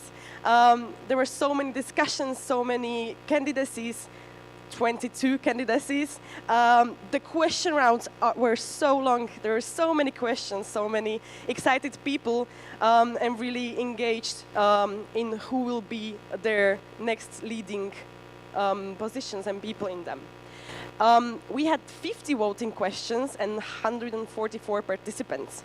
And I was there with Zuzka, Verča, and Kate. And when we checked the flight tickets, we were like, yeah, this is a no-go. So I don't know why we decided to take a car. So we went to Portugal by car, and I checked. It was 5,500 kilometers that we done in 75 hours. It was horrible, guys. Don't recommend. Okay.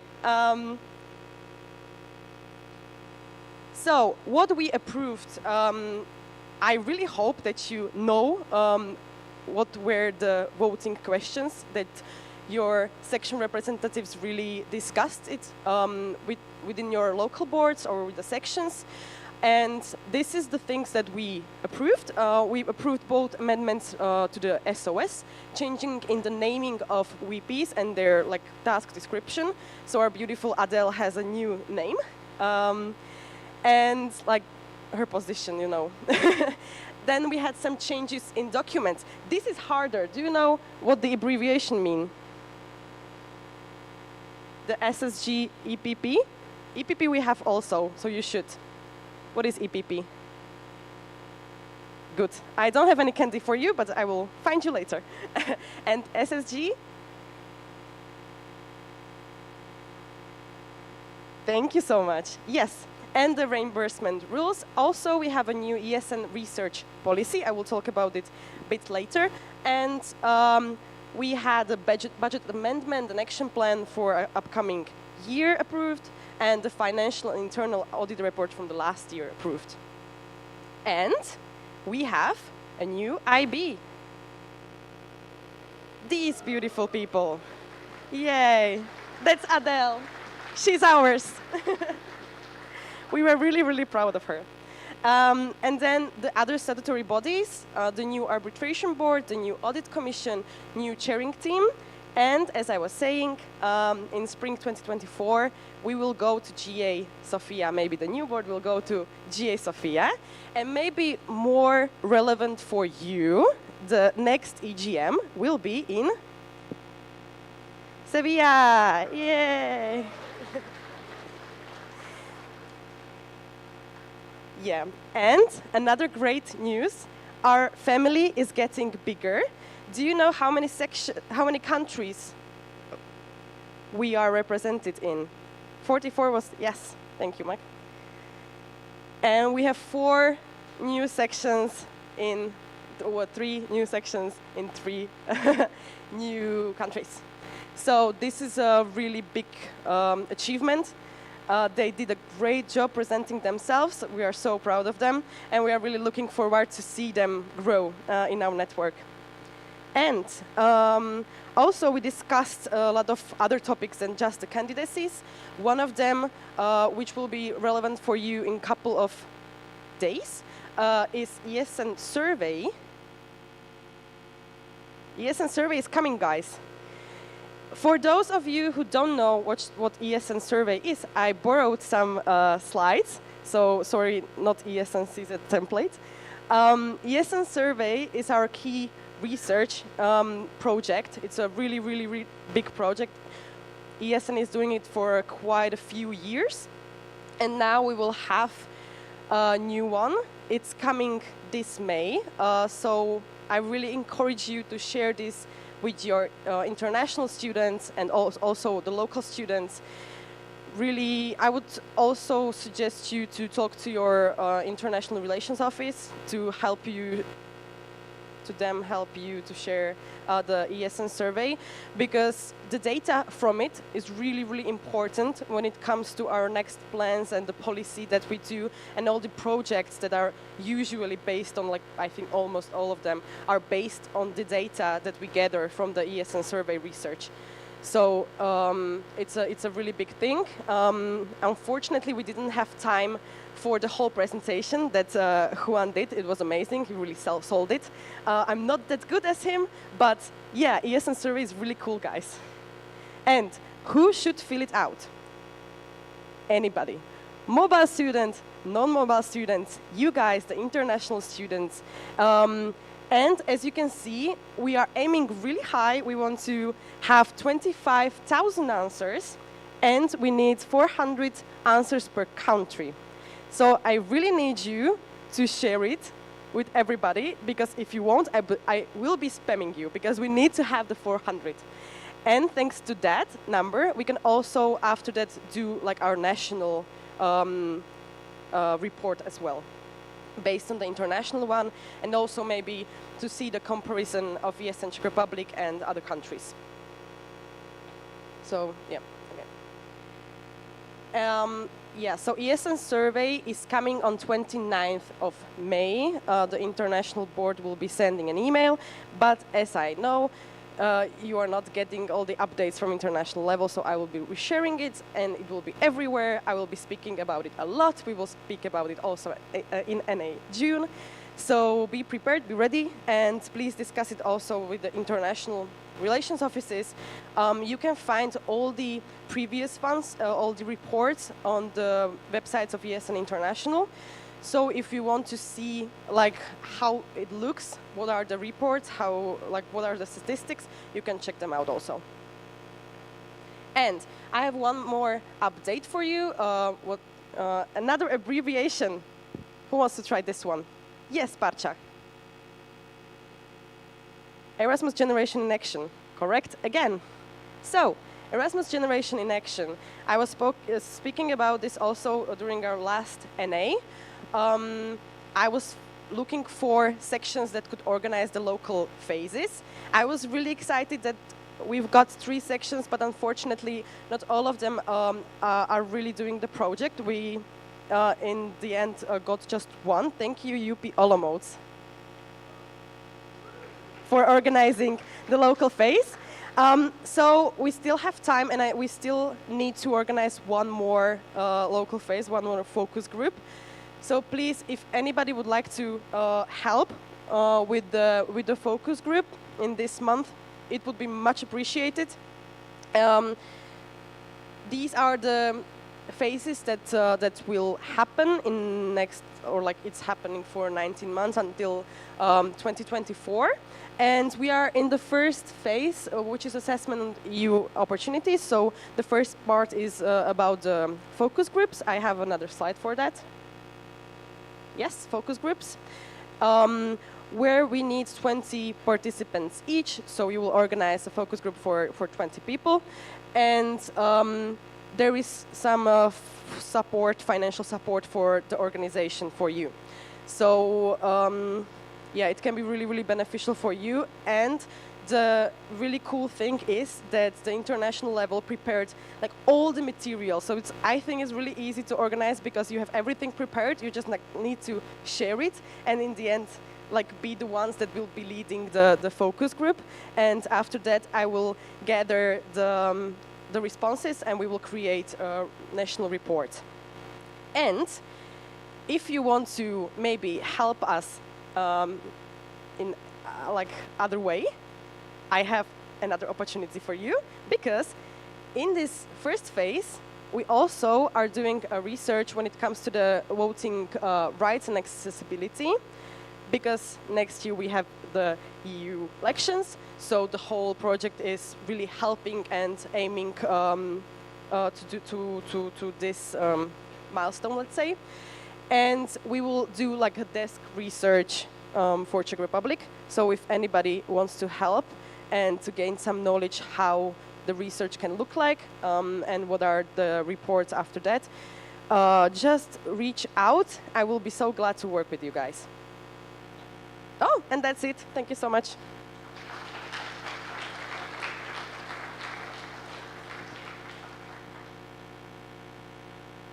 Thank you very much, Petya. I believe we have 5 minutes for questions. So I am hereby opening the speakers list. Slido is ready. Are there any questions? And if you could please write your name in the section. Tete.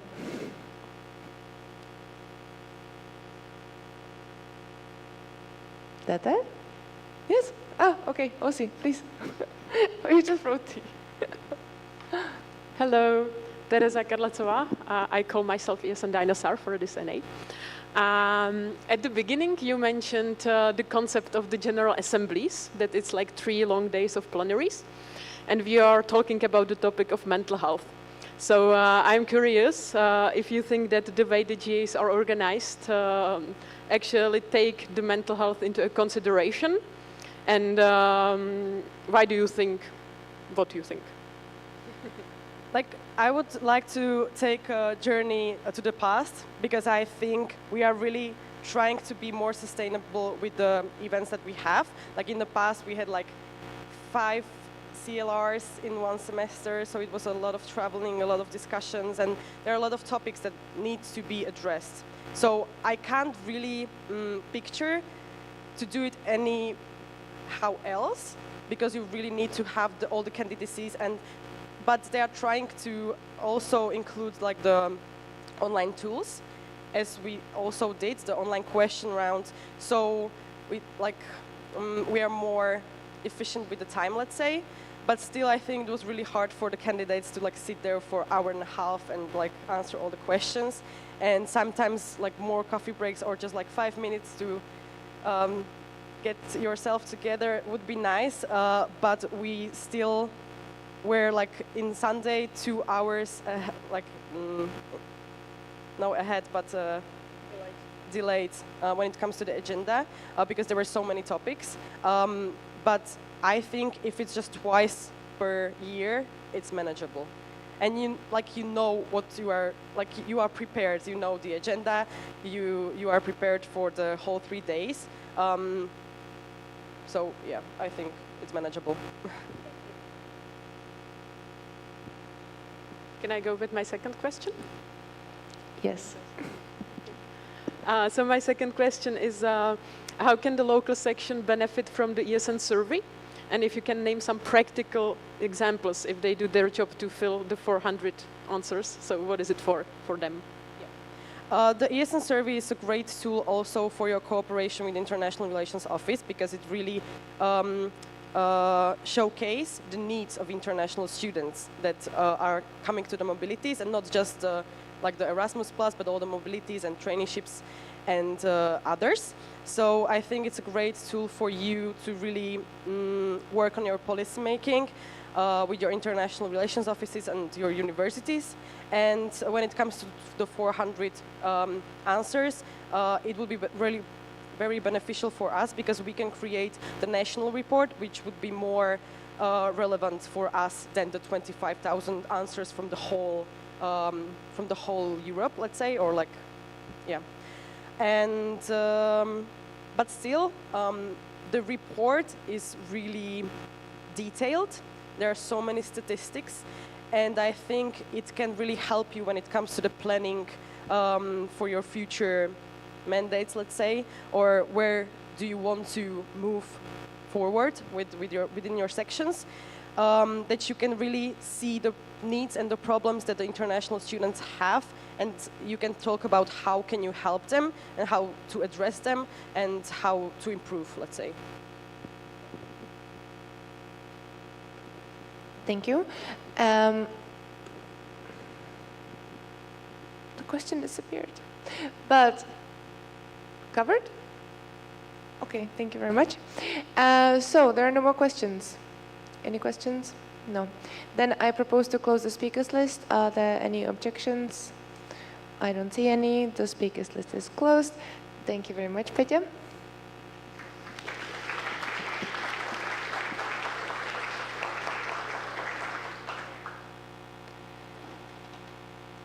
And now it's time for a short technical break.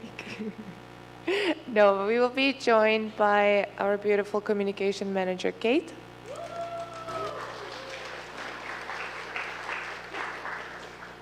She couldn't join us here at this NA, but she's joining us online.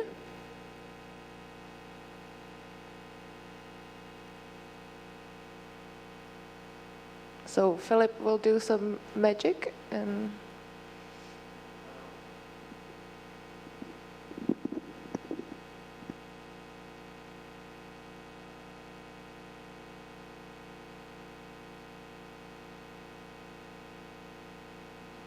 Kate, can you hear us? Yes, and can you hear me? I will literally beg you, say me yes or no.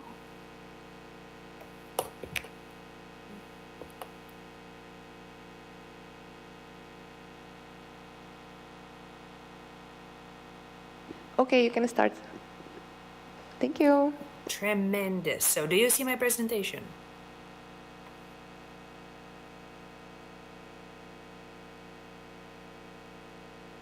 Yes.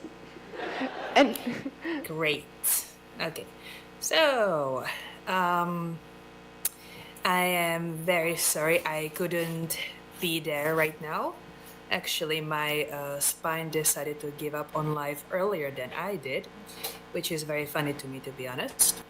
But today, I will try to be at least a little bit more serious than I normally am, because I will be presenting very serious stuff, which is the very much approved Amendment 1 of the membership requirement, and the what, the why, and if you should panic.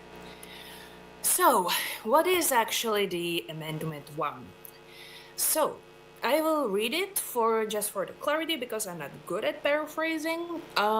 Basically, all local and national members of ESN, as defined in Articles 7 and 18, please feel free to refer to Articles 7 and 18, I do not remember them, of the statutes, are required to publicly use the name Erasmus Student Network, make use of ESN's logo, and promote ESN in a positive light, avoiding communication that would discredit the organization in the eyes of important stakeholders, especially the institutional ones. So, why are we doing this at all? Many people may ask. I'm glad to provide you with an answer.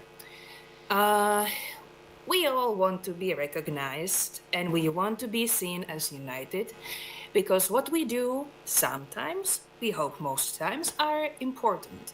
And we do not want our efforts to be undermined by simple, silly pictures of people being drunk and not being visible in a united certain way.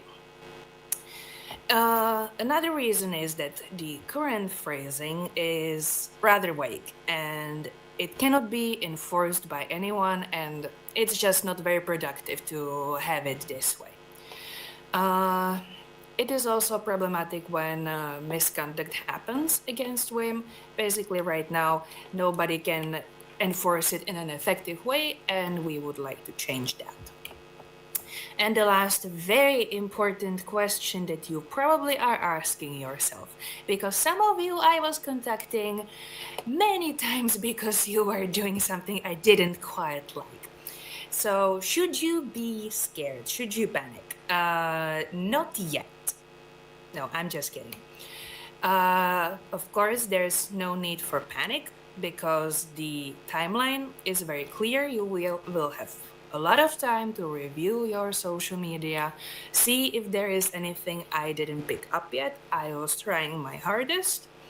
And the first warnings are going to start coming in January 2024. So until that time, there will be plenty of time for you to handle your social media and see if there is anything wrong.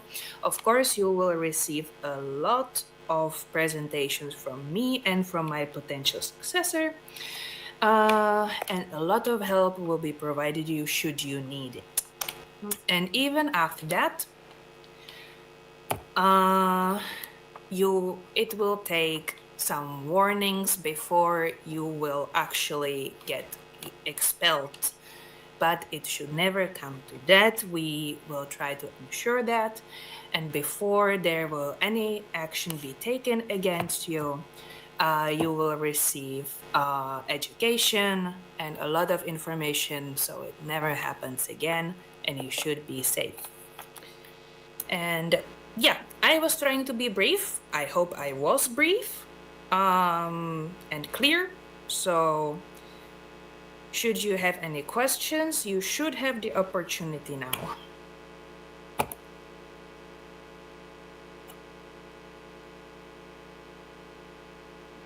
Well, yes, thank you very much, Kate. There's 5 minutes for questions. So I am opening the speakers list. There is a gift emoji and a cake emoji on Slido. Is it someone's birthday? If yes or no, it does not belong on a Slido, please. So, any questions, please post them now.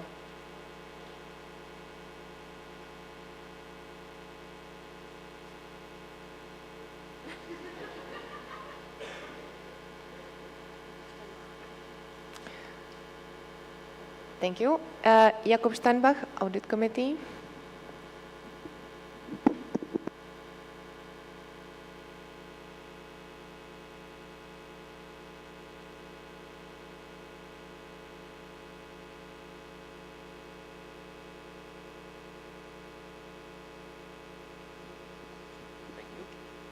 Hello, Kuba, Audit Committee of ESNCZ. I would like to ask you, Kate, are there any sections right now which we know about that they are in danger of not fulfilling the new amendments? We all know the answer and I don't want to slander them right now.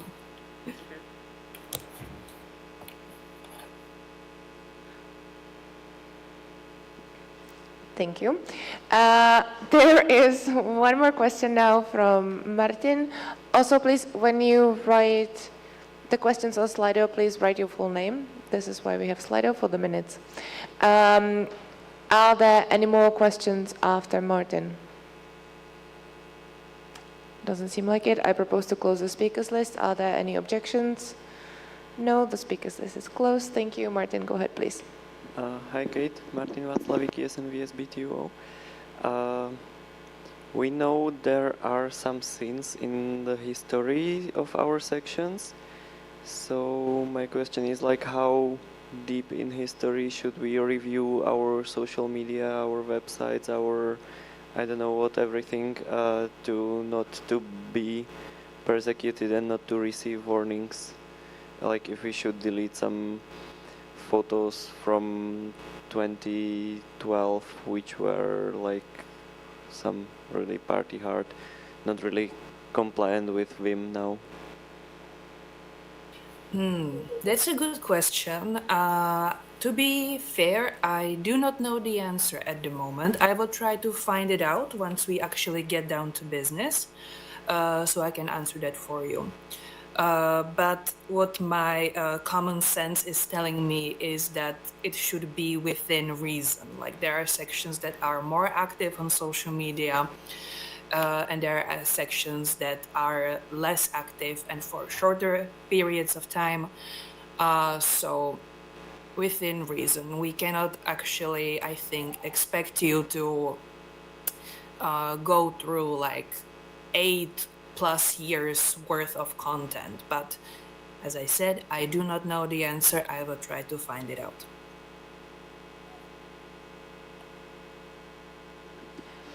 There is a reaction from Mishka, if OC is on the other side there. Thank you.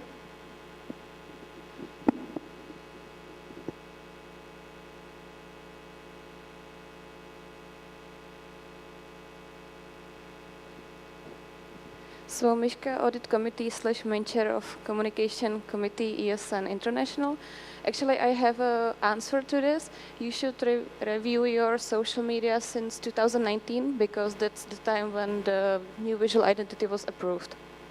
So please do so.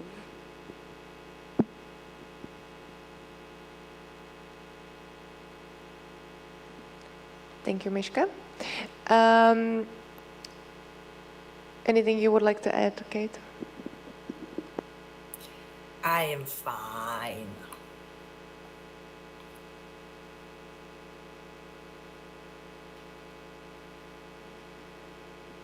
In that case, thank you very much for your presentation and for us answering the questions.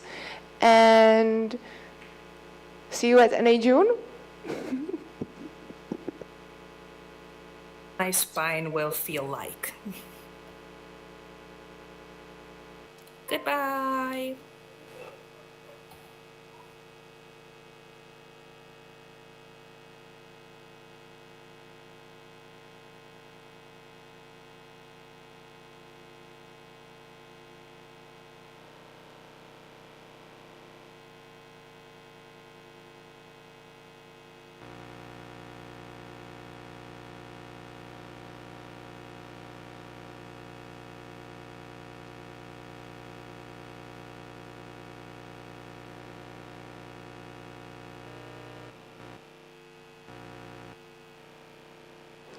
Okay.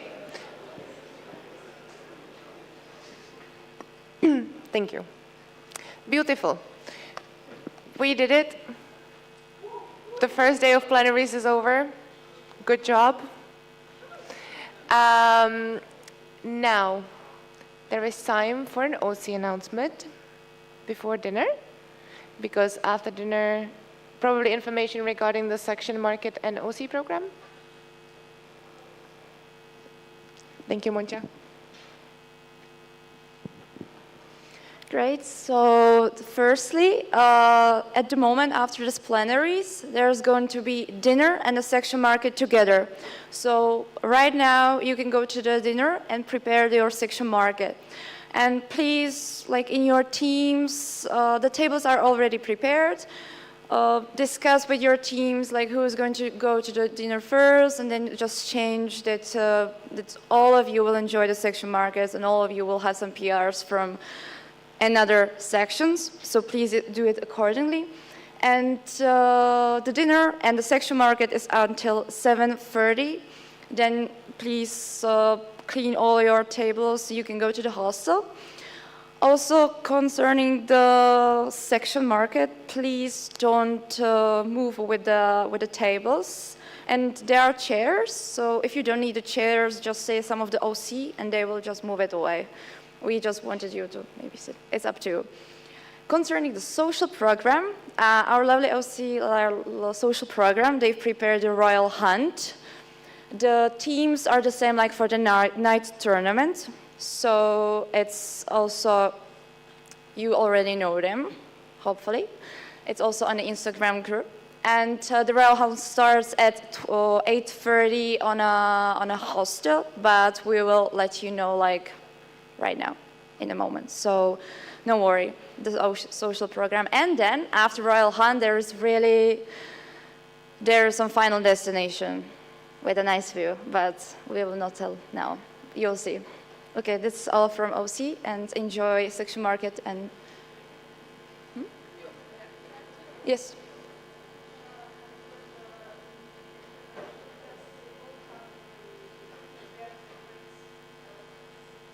Oh yes, like there's the 7 tables for you. You are all together. You can share it, and also one of our OC will help you like with the table. He can help you, and also like if you are, of course, just go to the dinner, and he can help you like to put it there. It's Martin, but you know him, so he will help you with that.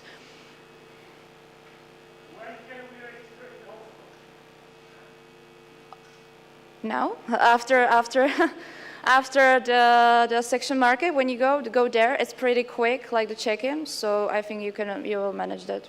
And like the meeting point for the Royal Hunt is at hostel, so it's there. So and yeah, so that's all.